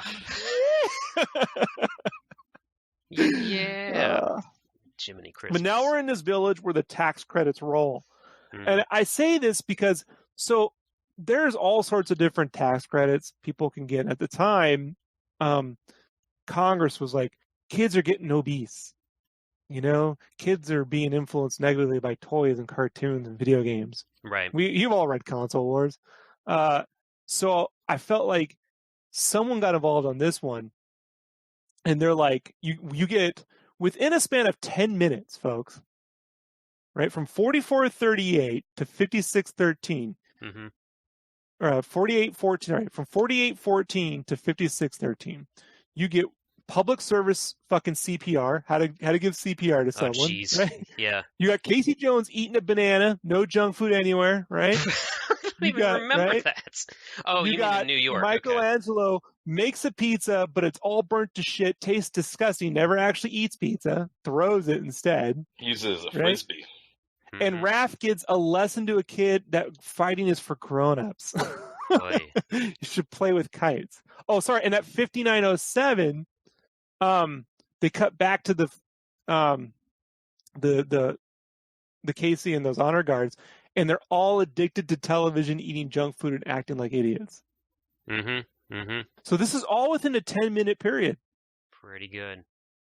And it's just fucking like, I don't know, man. Like, I know people these days go, I don't like it when politics are forced into my fucking video games. I'm like, guys, I got to roll you back a bit. You know what I mean? Like, not even 1993. Let's go back to 1953. I'll go fucking open up some movies for you. But this is just one of those things where they I don't know if who got the tax credit or if it was a way to appease certain groups, but this isn't what you guys remember watching Turtles and reading the comics and the games and loving the fucking, to make sure you eat your bananas and go to sleep and don't fight fucking. That's how I remember. Messages. No pizza or Pepsi for me. I wish they saved it for the end of the fucking movie, like G.I. Joe used to. Or they tell you PSA at the end. Yeah. Knowing is half the battle, but the other half or the other 98% of the show is going to be fighting the shit out of fucking Cobra because fuck this shit. Yeah. So from 4814 to 5907, we get 1, 2, 3, 4, at least 5 fucking like how to be a better person thing. And this village is just, it's dead. This is dead time for the movie, man. Yeah, it's a weird like attempt at character development, but really it's like we just saw the Turtles fight. We want to see the Turtles fight again, but I don't know. I remember as a kid digging this part because it's like, oh yeah, the Turtles can just exist without wearing trench coats and masks for their life, So I thought that part was cool, but yeah, we want action. Well, that's a great story thing. The problem is, why leave? Right. There's no reason for them to leave. Well, and they that actually comes up later on in the movie too.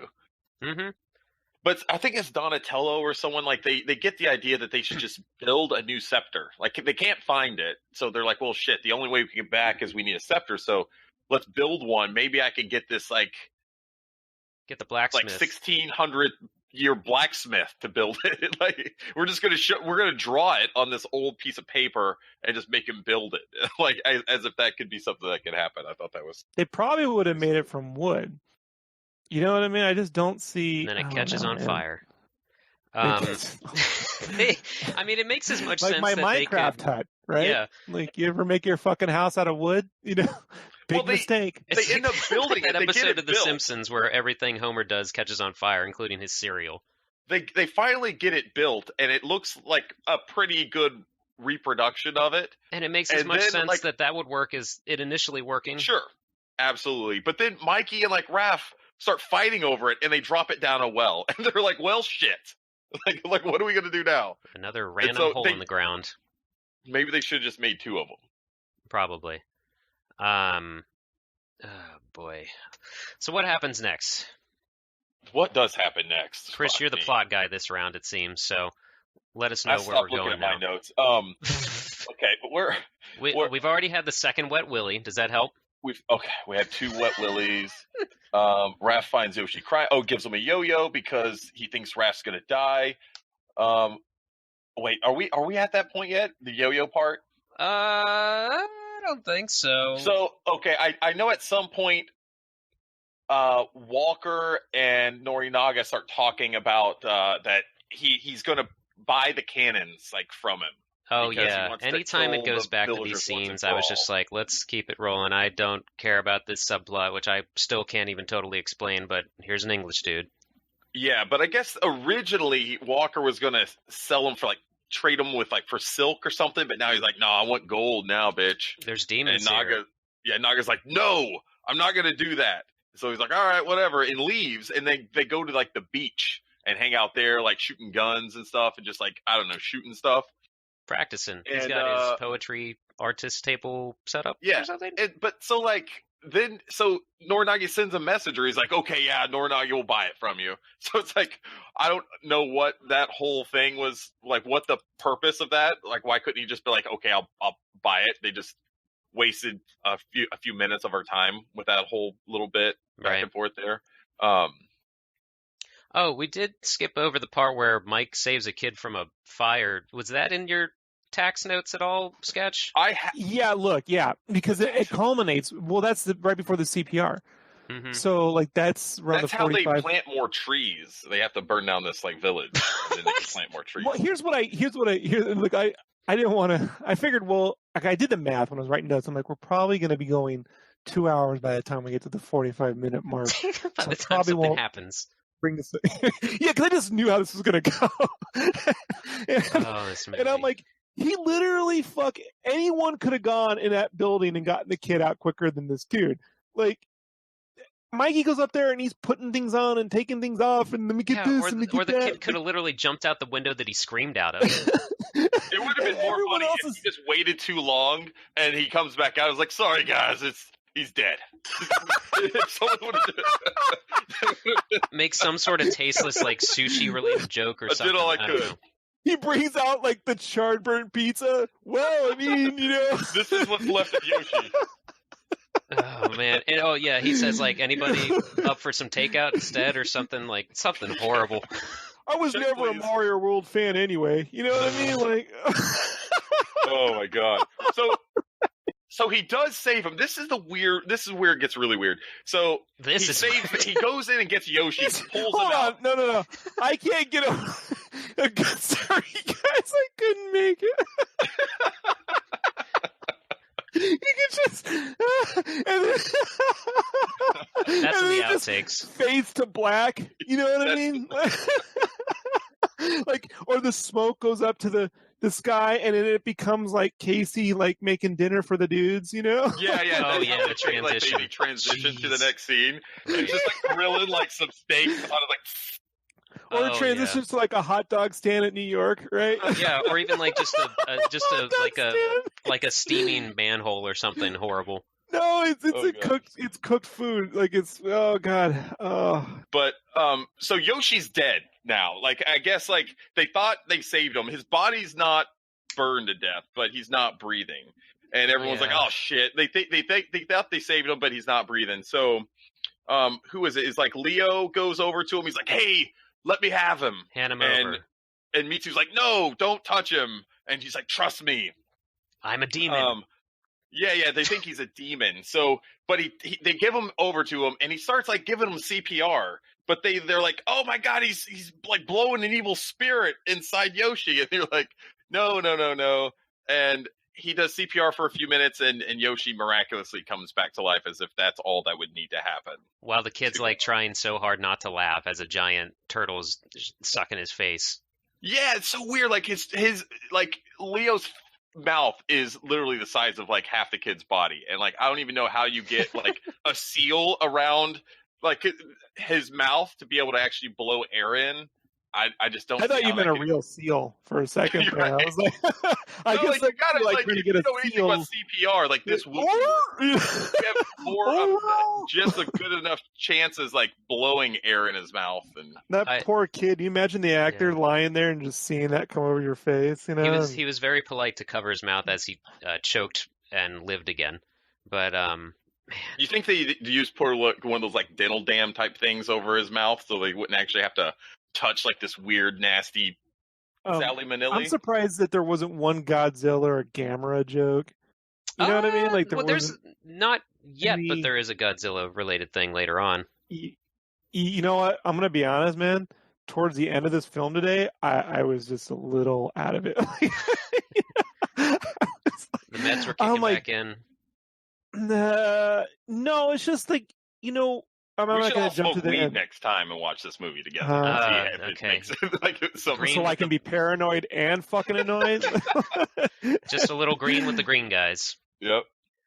Yeah, but this is, again, you know, we're like, what were they trying? Like, whoever thought kids don't know enough CPR, so we're going to teach them in a Turtles movie? You know what I mean? No, Like, yeah, this can you whole imagine? scene.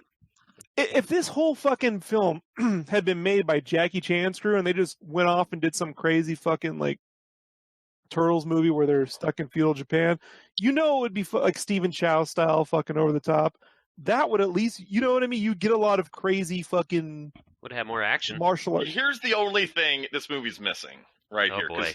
There's so many of these, like you just said, Sketch. Like there's all these like PSA type things in here. There's no drug PSA in this movie, and if they would have had that in there, it would have checked all the boxes of like what you need to teach kids.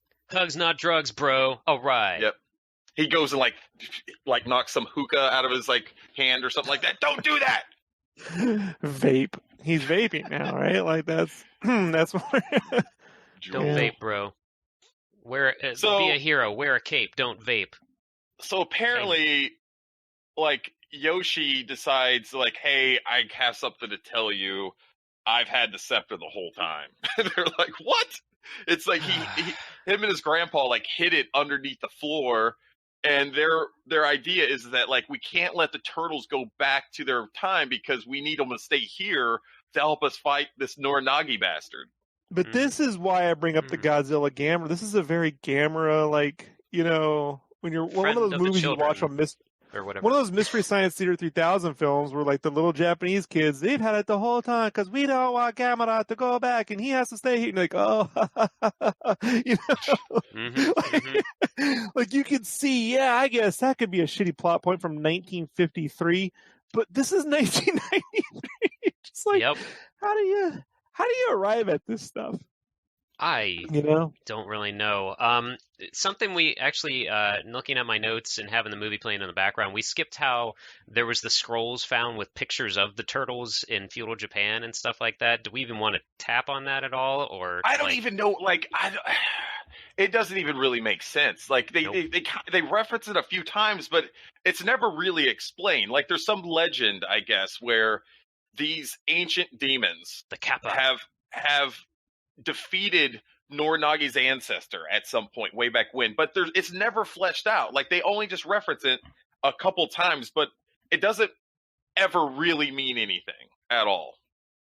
But Right. this is where, again, the movie needed a spiritual side to it, a mystical, magical labyrinth kind of side to it, where you could say, okay, there were these demons that fought, and they sort of represent what we have now as a living version of this thing that's repeating itself over different mystical ages, and it repeats itself in certain ways, and that's how you should have emperor- tied this dude into Shredder. Like I was gonna maybe say, like they could have him Shredder's just like literally. continually reborn every generation, Yeah. and this guy's like the new Shredder. If he was Shredder reincarnated or like back then, it would have been awesome, and he could have like had some sort of like more like some sort of like weird Shredder outfit that's like a little bit like more, I don't know, like that would fit within that time frame.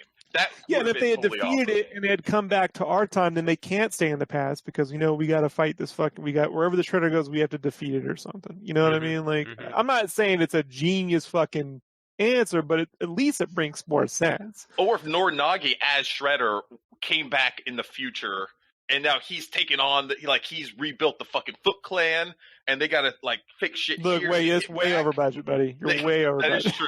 Probably. You would need a But- newspaper that says that, like a headline on a newspaper. You Right. know? By the way, is April still a reporter? Does she ever say what her fucking job is in this film? She just says, "I'm on vacation." From what? I Fuck don't. it. Yeah, from just life. I don't know. That is a good point. She's on vacation. She's an forever. uptown girl now. Yeah, living in her uptown world in the Mhm. sewer. So let's see here. Then they decide they need to build this thing. They got the blacksmith, go back to hockey time in New York City because Casey's introducing them to that stuff. They love hockey and television, and that's They pretty much start it. really loving hockey. Which also, like, they try to tread away from. He shows them hockey, and then he's like, "All right, let's kill some time. They're getting restless, so let's play hockey." He stands in front of a makeshift goal, and he's like, "Come on, guys, hockey, like you remember." And they look at each other, and they're like, "Oh yeah, hockey, hockey." And then they start fighting each other instead. It's like, Poor actors. you guys. Well, the kids aren't gonna like that, but we'll keep it in, I guess. Comedy and Every fun, now and sound then- effects and garbage. Every now and then, me or some friends of mine who managed to do done well for our career. You could say, hey, I've attained, I'm not famous, but you know what? I did the fucking thing I always wanted to do when I was a kid. I can be happy. But every now and then you feel sorry for yourself. You're like, man, maybe I haven't done enough. And then I look at this and I'm like, these poor guys, dude, they didn't, you know what I mean? When they were dreaming of being an actor as a kid, they didn't know they were have to get in front of a TV screen and do this bullshit, like, could you just imagine being a white dude, you got to go to fucking another country, like, and just pretend to be American. You got a cowboy hat on and you're acting like a fucking crazy hillbilly and shit. You know what I mean? Like, you're just like, Yeah, I don't know if they went anywhere else after this.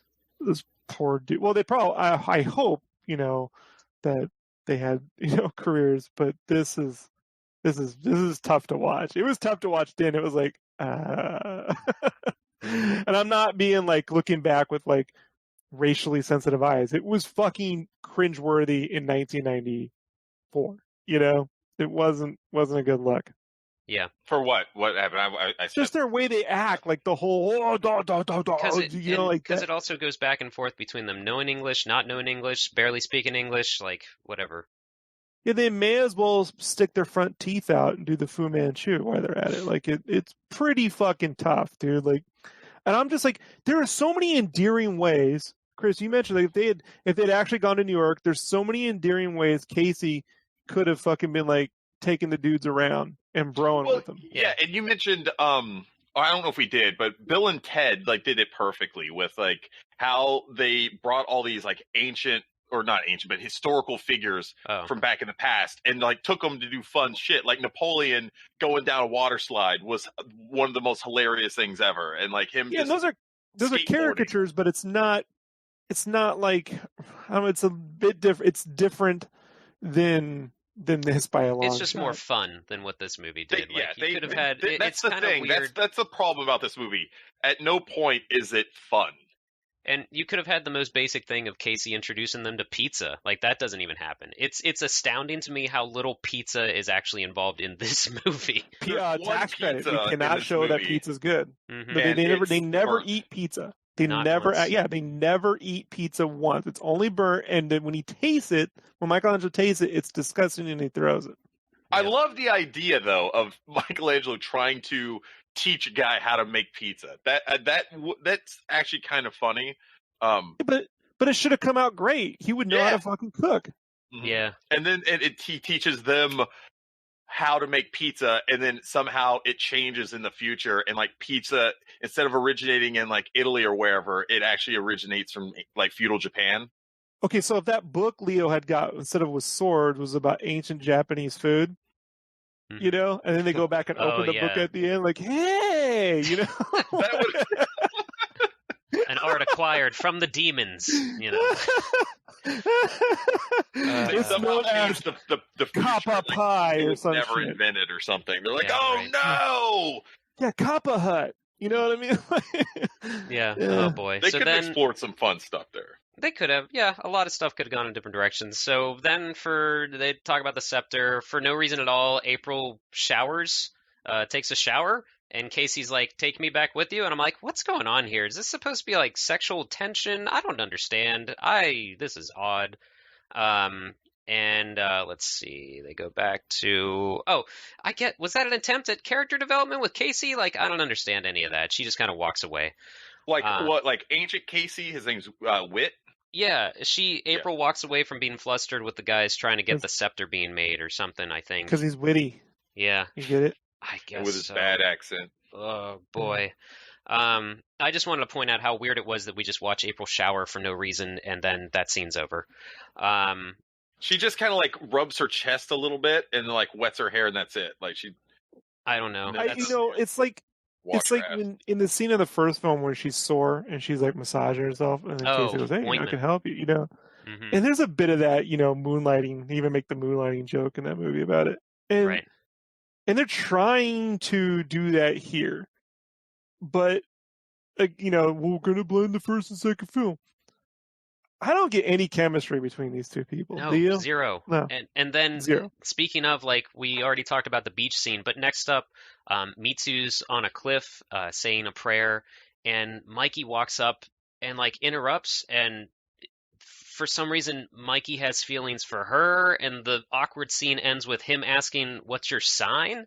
I'm just like, what's going on? Why? Do you think he's like a Sagittarius or something? I don't remember exactly. Just that it's just a weird scene that happens. Because she's praying to bring back Kenshin? Was that his name? I already forgot. Kenshi?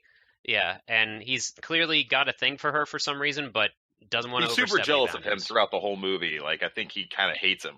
I guess so.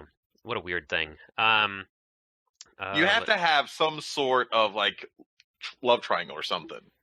You need that for the ladies. Yeah, I guess for the moms in the audience. Because that's what moms are going there. They need some romance. That's what I need some turtle Japanese girl. You got something for the kids. You got something for the dad. You got the whole April O'Neil shower scene for the dads. You got to have something for the moms, and this is what they did. Mm-hmm. And the furries. Do you think they could have got Bruce Willis to do the voice, given look who's talking? Oh God! You know what I mean? Do you think they could have? Not for this one. Maybe for one of the other two. You got me there. Yeah. So then the papers are signed for the guns for gold because there's demons now. And now we're up to the point of the yo-yo scene. So did you want to touch on that at all, Chris? With Raph saying, "I'll teach you how to use a yo-yo" or whatever. Yeah, okay, so this is like the first actual emotional moment, and maybe only in the entire movie. Like, he comes there. Is it Raph or Mikey? I can't remember. Raph. And so he comes into a room, and Yoshi's sitting there crying, and he's like, "Hey, buddy, what's wrong?" And he's like, "I'm afraid you're gonna die tomorrow." And he's like, "Oh, what?" And so he gives him a yo-yo, like, to cheer him up, as if that is just gonna make everything better. Was that an attempt at a reference to the second movie? Maybe, I don't know. Just, you mean like at the very beginning with the yo-yo? Like, yeah, instead of nunchucks and stuff. Maybe, I don't know. I don't even know. Like, where would he even get the yo-yo from? Mikey used yo-yos instead of his fucking nunchucks. Yeah, like, I don't even know where he'd have those. Like, where would he find a yo-yo? Unless it's one of these other things. You can't bring back your clothes, but you can bring back a yo-yo. Maybe he had to, like. Oh no, he built it. It looked like he made the yo-yo for him. Oh, he built it. Okay. And so this is another piece of technology that they're now leaving behind. It's going to fuck up the future. To be fair, they're building an interdimensional time scepter. So a yo-yo is not too big a stretch here, you know? Yeah, we need to forget about all the... You'll never find out if it actually would have worked, which is a shame. See, this is the thing, though, like, where I'm like, okay, the turtles can't reproduce. Like this, right. Get to this conversation. The turtles could be like, look, we're kids. We have a dad. We're fucking mutant turtles. We're never going to be able to, like, what is our purpose in life? Like, what are we doing? They could teach the villagers in like a Seven Samurai way, the ways of the hand, which was the original. There was the hand and the foot, which were the two rival clans back in the old comics. So they could have taught them their way of martial arts as a way of passing on, you know, their thing, and that they end up creating the clan that created them. Mm-hmm. Like there's ways to do something here, but also tackle with those obvious questions parents have with why are they making dick jokes if they're gonna fuck her? Are they turtles? Like, you know, like you could answer those questions, you know, in certain ways where they're frustrated with like we don't. But instead it's like. It's almost like a Sesame Street episode or a Muppet Show episode where the turtle comes on set, you know, and gives the kid who's just sitting there. And you know, on Sesame Street, there's always some random inner city kid sitting on the street bumming, and then a Muppet comes up and helps him. It's like that, you know, like you want to learn to yo-yo, you just don't worry about you know. I mean, put that joint down and grab this yo-yo, kid. You don't need opium. You need the kid lives in feudal Japan, bro. Like you see famine, people getting roasted. You know what I mean? Barbarians come down. The samurai alone are fucking horrendous. You know, they weren't like Jedi. They weren't helping people out. So, you know, this is just where I'm like, if they were going to be stuck in that village for nearly 20 fucking minutes, teaching them how to fight back would have been the thing to do. You know? Because there's one scene earlier in the movie where they're literally fighting these guys with like bamboo sticks. and they have like real swords. Right. And I'm like, what are you doing, man? Like, you're gonna get your asses kicked. Like, that's like I don't know, like going into battle against an army with like semi-automatic rifles with like muskets or something, and like and thinking you're gonna go and act do anything. That could have been a whole like Robin Hood scene where they teach the villagers to fight. They set all these traps because like the next day, they even say it, like Norinagi's like soldiers are going to be coming and they're going to have all the guns and the cannons and stuff. So they're like outnumbered. They have more firepower. Like they're all the odds are against them. And there's no way they're going to be able to win unless the turtles come in and like lead them to victory. But it just and Raph could have passed down the line that Splinter was teaching him about him and Leo getting together and working as teams because they're brothers. Right. You know, he could have passed that down from that movie to the kid and to the village. You know what I mean? Like he could have transferred that and given him some kind of, you know, arc across the films in that way. Something. I could see that Robin Hood thing kind of happening. I guess instead they decide that they're just going to go and like no. I guess at this time, like okay, wait. So then that's when Yoshi's like, oh, I have something to show you, and he opens up the little trap door or whatever secret door in the floor, and he's like, I've had this the whole time. They think it was Mitsu. Should have smacked the kid. You know, you little fucker! You could have been on the whole fucking time. Do you know what you did with the space-time continuum, you little shit? They were fucking demons. Can't take his new running sewage. And so I guess they blame Mitsu. They say like, "Oh, Mitsu, like, how could you set him up to do this or something?" And so she runs out like all mad, and then Yoshi's grandfather comes in. He's like, "Oh, it was me the whole time. I did it. Blame me or whatever." They go outside, and now Wit has like captured Mitsu and has a knife to her throat, and he's like, "Give me the scepter, or I'm gonna kill her." Yeah, in a span of like 20 seconds, that happens. Yeah, it does make sense, and so they're like, "Okay, here it is," and he gives her back, I guess, and he just takes the scepter back. Oh no, he's still got her. He rides off with her. Oh, that's right. Yes, because they imprison her. Mm-hmm. And he gives the scepter to Walker, and so we find out that he's actually been working for Walker this whole time, and isn't a good guy at all. What a dun dun dun! What a twist! What a twist! We're almost waiting for Walker to show up with like a Bigfoot truck, you know what I mean, and just start like trampling over. He wants to bulldoze their village to open up a theme park or condominium set or something. Walker Mall or something. Yeah. So they got to go to the castle. They gotta wheel and deal now. They gotta kick some ass and save another heroine and whatever. So we finally sort of get to watch the turtles fight again. But we can't forget about this lovable chestnut when they all roll into the room and the pirates or whoever are looking, and Donnie's like, "You were expecting maybe the Addams Family?" What the hell is... Well, that's a relevant joke at the time. Remember, they do what they want to do, say what they want to say, hear what they want to do, play what they want to play. That was an awesome song, though. This was also the time where, like, in any way possible, someone in a sitcom or a cartoon or something else was saying, "You were expecting maybe insert reference here," and then somebody else laughs at it, but it's like, I guess you're badass, whatever, just do your thing. But are we at the cannon shot yet? Because when we get not to yet. that, No, okay. This is so I'm a little fuzzy on the timeline here because this is where I'm just like banging my head against the fucking table. Yeah, no doubt. Bring back the stomach flu. I was eating applesauce and fucking the turtles are coming into the castle and they're actually starting to fight, and there's this ongoing joke of logs, like as they're walking over dead bodies or unconscious bodies. Then they find the scroll and they're like, "Whoa, it's our ancestors," or something like that. And wouldn't it have been time to make a Mortal Kombat joke if they could get away with it? You know what I mean?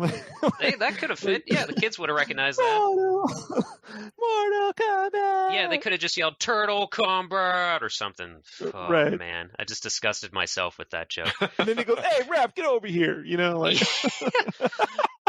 Oh boy. And for some reason, this made me laugh because again, it was just dumb when they're fighting, or they right before they start to fight. Mikey tries to break up something, and he just goes, "He who dings the shell must pay." And you're thinking like, "Oh, it's badass Mikey time." No, just more dumb jokes and sad moves and whatever. Now, when you guys saw this, did you think for a split second when Donnie says to Leo, "Leo, high foot," whoosh, and they do that, that was cool? The high foot, do you guys remember that? I don't remember that. I Yeah, I thought remember that. that was so cool as a kid, but looking back, I'm like, that's dumb.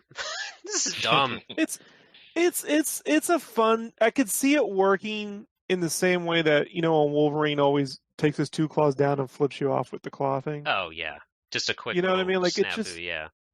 It just depends on who did shot the joke, dude. Like that's something else too. I want to remind people, like, a lot of the things you love, sometimes they don't read well on the page.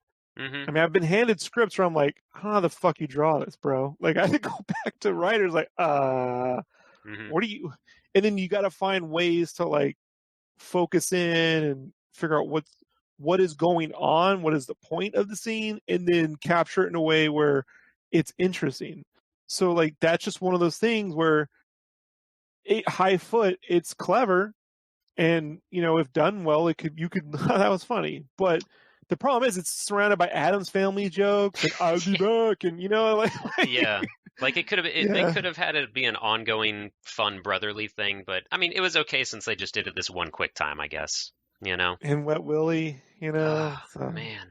Which we're getting we're almost there, folks. Almost there again. So they are just creating havoc, releasing the people from the village, which I laugh because Mikey or somebody opens a door and the villagers come out with like pitchforks, but they also are just holding lit torches already as they're escaping from prison. Like, what? Why didn't you use that to escape? You could set a fire somewhere and probably could break out. What's happening? And just chaos. They're like fighting everybody. What shit? Lord, what was his name? Near Anaga, near the Emperor. The Emperor and Leo. Leo has a cool little fight scene. He actually has a little duel here. But then it's his like badass moment is completely taken away because he knocks the Emperor's sword out of his hand, and the Emperor, being like honorable and everything, is like, finish me. And so Leo grabs his other sword, and you're thinking like, no, hold on. Okay, this is again Mortal Kombat, right?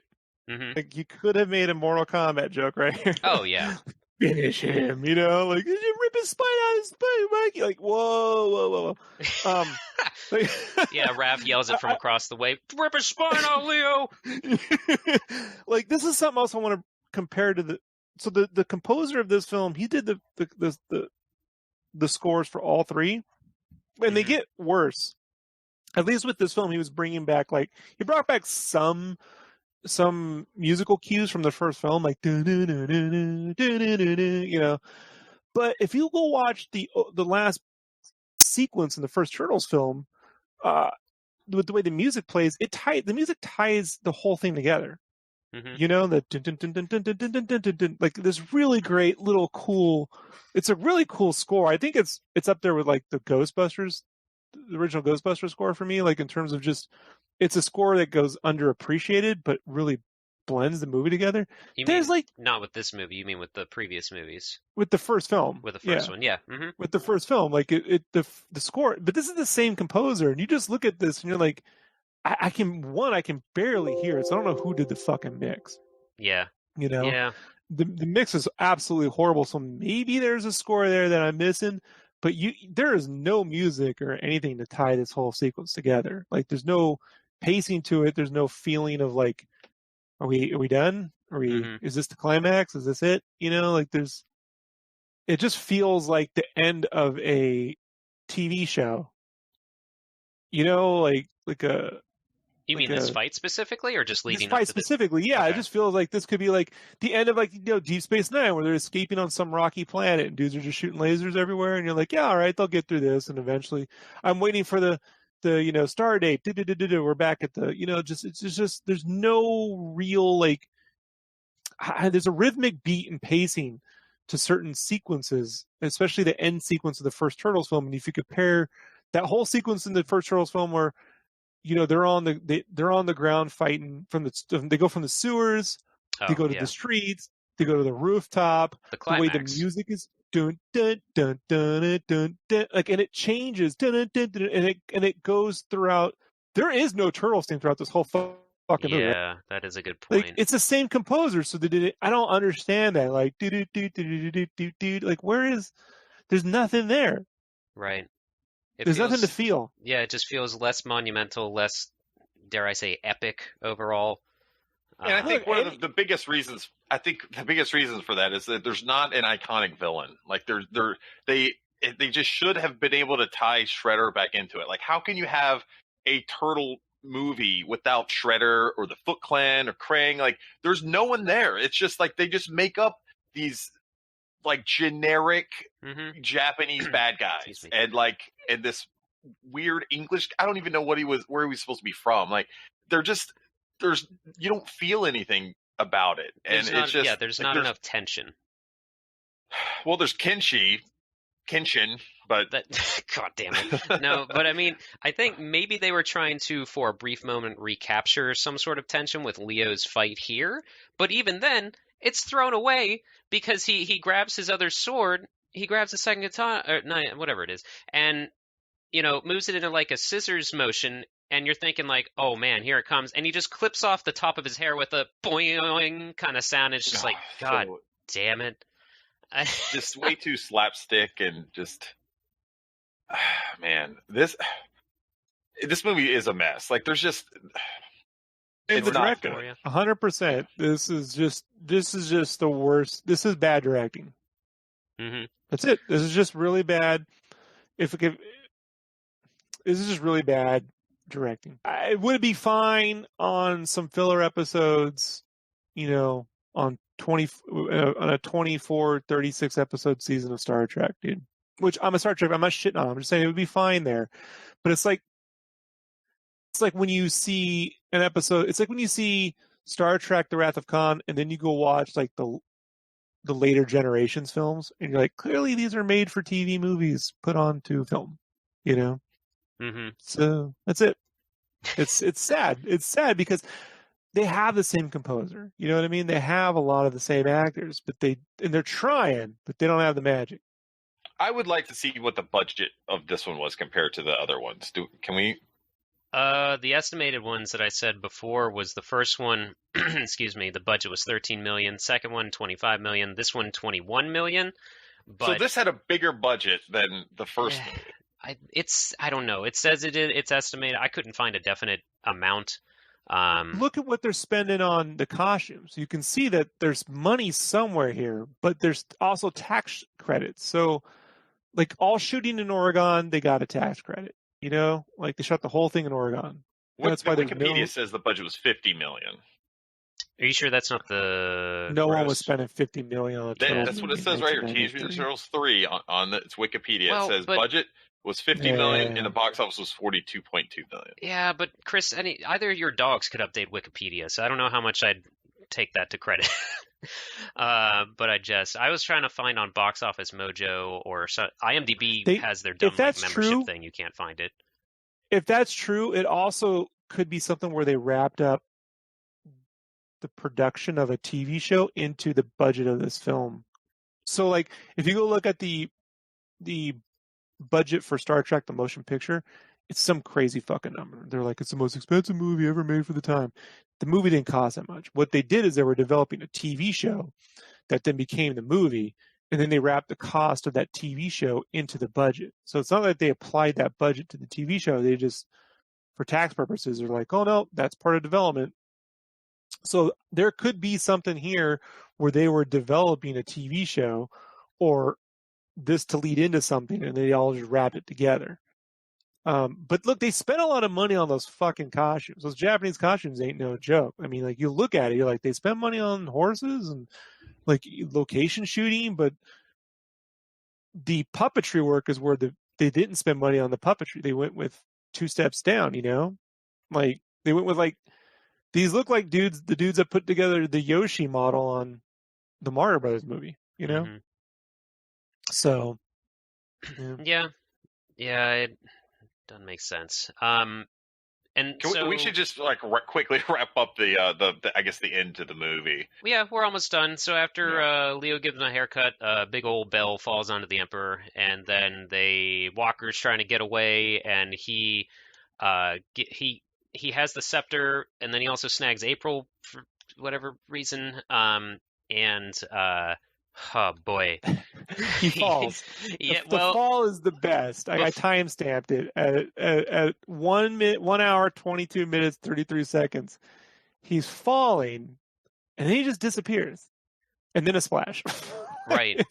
Yeah, that's pretty great. They could have cut away, and you could have just heard the splash, but instead he like implodes into the water. There's not even an actual splash animation or anything. It would have been awesome if it was like the Death Star, like blowing up, like when he like lands in the water, just an explosion. Sure, explodes into like millions of little fucking things. Well, just before that, though, you mentioned the bell, Rob.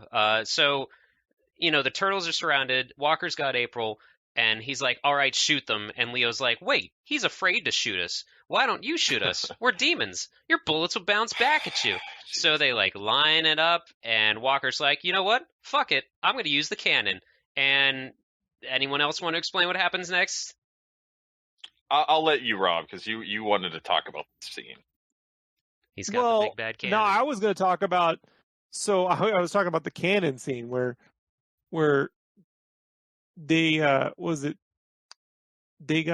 it's that scene fucking where they got Michelangelo or something, and then the big dude's gonna shoot him. Yeah, he's gonna shoot him, and then the three turtles appear behind him and give him a wet willy, and it makes the gun pop up, and then it's so fucking weird, dude. Like, oh, that one. Okay, that's that's the one that I couldn't look. I literally got up and walked out the room. I'm like, I don't know what the fuck. They would just, if someone's trying to attack their brother, they would just kick his fucking ass. What is with this shit? Like, he's just sitting there with a goddamn fucking gun to his fucking head, and they're like, we're gonna give this dude a wet willy. It would have been even more fun if instead of blowing his hat off, it just shot him in the head. And he just inadvertently killed fucking the turtle, right? Like, just like, so like, what? This time, what ends up happening? So yeah, he's gonna shoot like Leonardo, I think, in the fucking face with a cannon, and and then we do this. But right before he gets his head blown off, like he sucks it down into his shell, and it smashes the top of the bell to smithereens. And that was a Liberty Bell. That was the first Liberty Bell, and at that point, I guess like Walker believes that they're demons because he put shrinks his head in his shell, and he's loses his shit. He's like, ah! And, like runs away. You miss me. Yeah, like he still has guns. Like they still could have just shot them, but I guess he believed that they were demons, and I don't know. I don't know why I'm trying to like rationalize this movie. Well, Don King's in it too.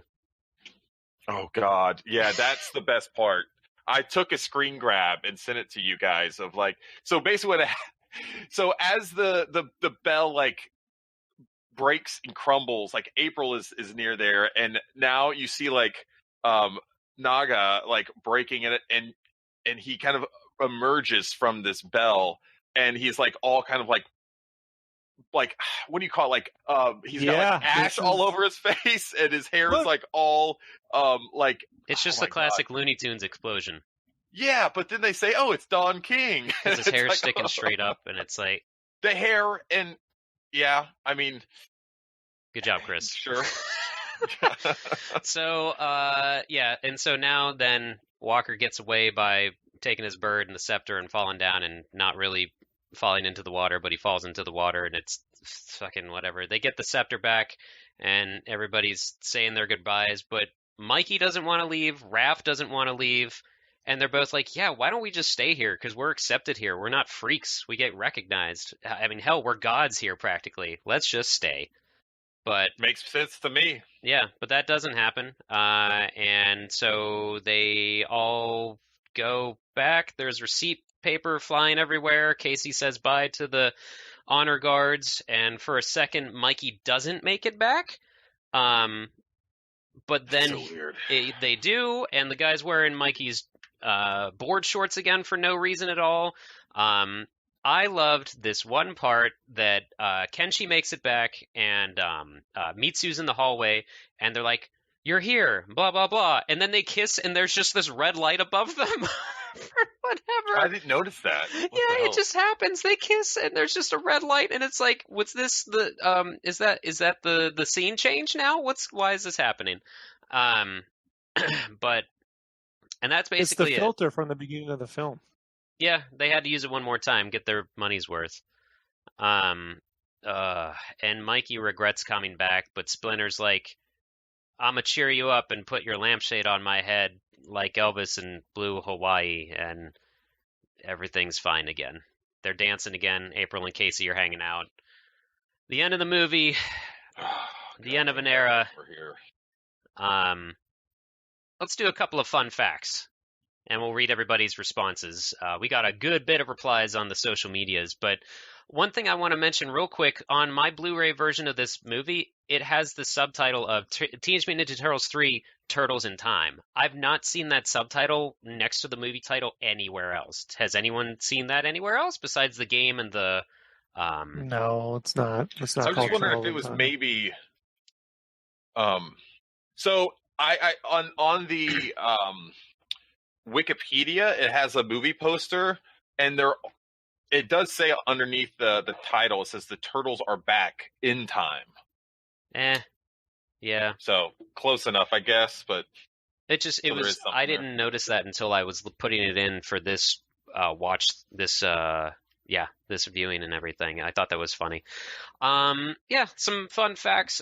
Mitsu, who was in this movie, was actually initially supposed to be the female fighter in TMNT Tournament Fighters on SNES, but her character was changed and then renamed to Asuka. I'm probably saying that wrong. Sorry. Let's see what else. So this film was originally to be followed by... Oh, I'm sorry. I misspoke. It was going to have a fourth installment. That was going to be called The Next Mutation. And with this... they were going to have like a second transformation that kind of came at a certain age for all of them, the Turtles and Splinter, and there was going to be a fifth turtle named Kirby, apparently named after Jack Kirby, and all of that kind of evolved into the live-action TV show, but they did use kind of the Next Mutation thing eventually in the cartoon, like way later in the 10th season. That was a weird thing.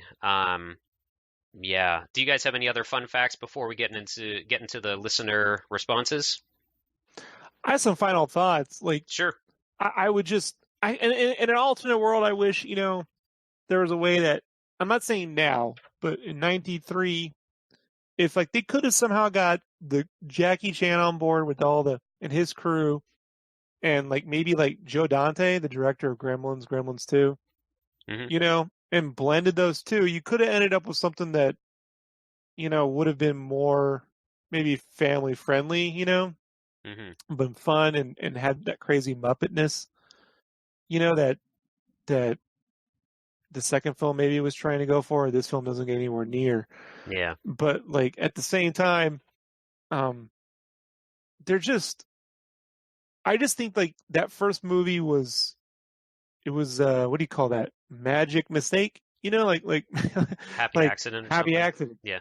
Yeah. Like it was just like, it's hard to like now you could recreate it because we have enough technology and there's it's not as hard or expensive, but they're trying to do this, whatever they're trying to do, man. Like this came out, it was like, I remember liking the later Ernest films more than this movie.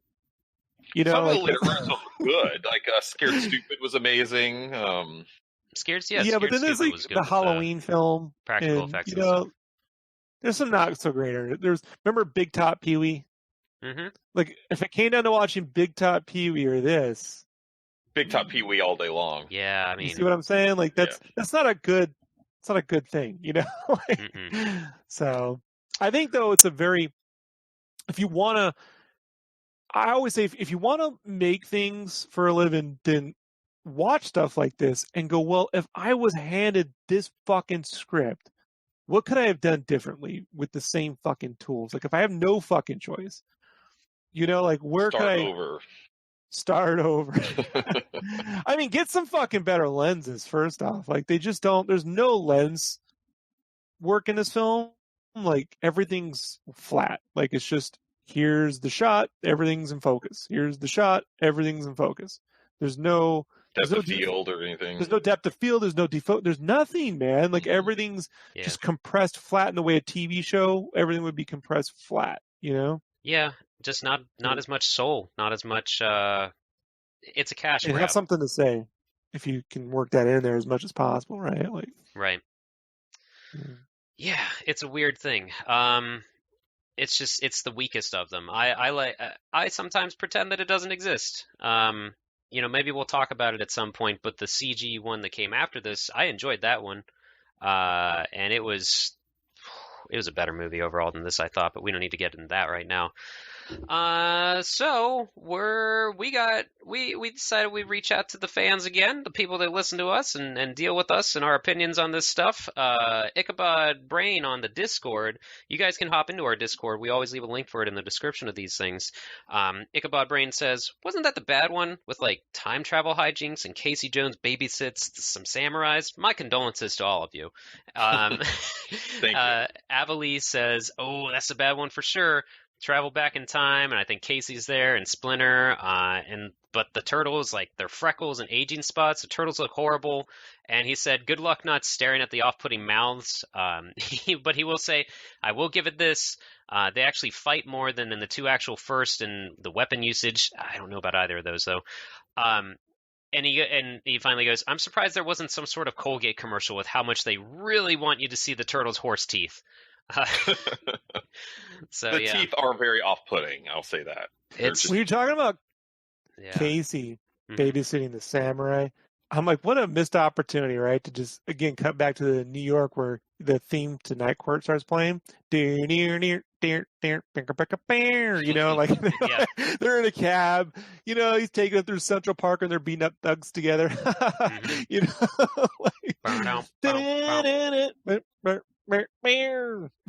Yeah. They go on the subway, Something. They just could have done a lot more with them, I think, yeah. And then on the Twitters, at XBud says, I remember not enjoying it back in the day because it got too goofy. I'd probably appreciate it now a bit more, though. I don't know. At Skill Jim says, gets a bad rap, but I'd say it's my favorite of the three films. Feudal Japan was new to me and pretty fascinating as a kid. At Idols of Autumn says, that movie should never have existed. As far as I'm concerned, it never did. And then shares your thoughts. And then at Derek Torres 1 says, they're following in my nightmares, and he actually had that like static Mikey mask pic that you also put on Twitter sketch. And then on Facebook, oh boy, here we go. Strap in. We'll read the quick ones and then the long ones. Ethan W says, big wasted potential. Fuck this movie. Giovanni M says, awful movie. And then we got some intensity. Joel N says, I only remember three things about this movie. First are the samurai attacking April's Walkman. When it started playing Gloria Estefan's conga, there's a kid named Yoshi saved from a burning house. Turtles joke about bungee jumping without a bungee. Because the villain fell off the cliff. I probably should watch it again because I remember finding it okay at the time. Adam C says, don't watch it again. No, don't bother. We gave you what you needed. Adam C says, they pushed these movies out way too quickly. The first one was absolutely perfect for the time, still holds up. Second one was just okay. This one, saw it in theaters, never had the urge to watch it again. I guess it could have some comedic value like Surf Ninjas or something. Just a bizarre choice. We need Krang, we need a freaking samurais or ninjas or whatever. We definitely didn't need Michael Bay. Still haven't even bothered watching those. The character designs angered me enough as it was. So, everybody loves this movie just as much as we do. But the reason that we did bring this up, it was Chris's brilliant idea to watch this one in particular. But we have a new feature coming up in issue 9 of Megavisions of Game vs. Game, which is going to actually be the Sega Genesis Hyperstone Heist versus the Teenage Mutant Ninja Turtles, Turtles in Time. Myself and Chris V are going to be debating those things. I'm excited for that, though, and I'm more excited for that article and feature than I was to watch this movie. What do you think, guys? Yeah, I can say that. And also, like, I'm excited to see Sketch's April O'Neil piece when it's completed. I'm excited to not. Yeah, if I'd be fucking done too. If this thing's killing me, man. I'm like, I'm almost done, and then I get the stomach flu. I'm like, what is this? I want you guys to know, I haven't actually thrown up since October 1990. Like, I remember the fucking exact moment when you watched this movie. Yeah, I got Batman the movie on VHS. And I fucking watched it and ate way too much fucking popcorn and licorice and shit. Oh, dear. And Nice. I threw it all up. And all my life, I haven't thrown up once. And I remember sitting in that sink going like, this is where my run ends. You know, like, This is it. I've been able to hold out this whole time, you know? Yep. And I don't like it, man. Like, I don't like any of this shit. So I'll be back on it this week. Sweet. You know. Yeah. And then we're going to continue some more Turtles hype to lead into this next issue because on Wednesday, Odin and I are going to be streaming Teenage Mutant Ninja Turtles Mutants in Manhattan on the Xbox One. But here's the thing that's kind of stupid about this game, and Scotty, we talked about it a bit on Discord, is that there is a way to play it like 4-player co-op, but it's only online. There is no local co-op. Locally, it's only one player. So this is literally what we're going to have to do to be able to get this work. Fortunately, we have 2 Xbox One, but I bought 1 copy, and so I'm going to have to go out and find another copy of the game. And so then we're going to have to bring both Xboxes up here, hook them up to 2 different TVs, so we can at least be in the same room and play like we're playing co-op. And that's how this is going to have to happen. It's just the most like tedious, stupid, just like this setup. movie. Yeah, and I love Platinum Games, but I don't know what they were thinking. I don't know when they made that decision of like, yes, it should have online co-op. That's great, but also like couch co-op is super important for these Turtles games. They've always been, like a really big part of Turtles games when you have multiple Turtles you could control and everything with these beat 'em up style games. It's just I don't get it. Stupid. But anyway, like I said, that's going to be on Wednesday, so we should be starting around like 7:30 or so. But we'll be so putting up for that. The next time we all get together, we should play Retropalooza. Where did I hear about that recently? Someone else was talking about that. Oh, TMNT Retropalooza is awesome, dude. What is that like? Is that the fan hack or something? Yeah, but it's more than a hack, dude. It's like the kind of game we wish we all got. Yeah. It's got every fucking character, dude. It's super awesome. Yeah. So for patrons of the magazine, you'll get to hear this on Wednesday, and hopefully by the time you hear this, you'll check out that stream as well. For the public, this will be out on the following Friday. But regardless, we got some more Turtle stuff coming up for the issue and other things around the issue as well. But don't forget to hop on that Patreon and just keep up with us through Discord, Twitter, social media areas. Thank you so much for everybody that sent in their thoughts about this movie and their prayers. And thank you, Sketchcraft and Chris, for joining me on another bodacious journey. Cowabunga. Yeah, hell yeah. Just make the shitty Turtle sequels end. That's what I want to end. Just come on. I want a Man in Suit Netflix fucking series. Shoot out in New York like they did the Daredevil stuff. Put some fun in it. It doesn't have to be all grim and gritty. Bring back the original Henson designs. Fucking come on, guys. Like, this is 2020. We have the technology. We can do this. Like what is going on? Dang. For the love of God Almighty, just make a fucking fun Turtles anything, please. It's not hard, Nickelodeon. Do it. Make it happen. But that's going to do it for the sideshow, everybody. We are up, over, and gone.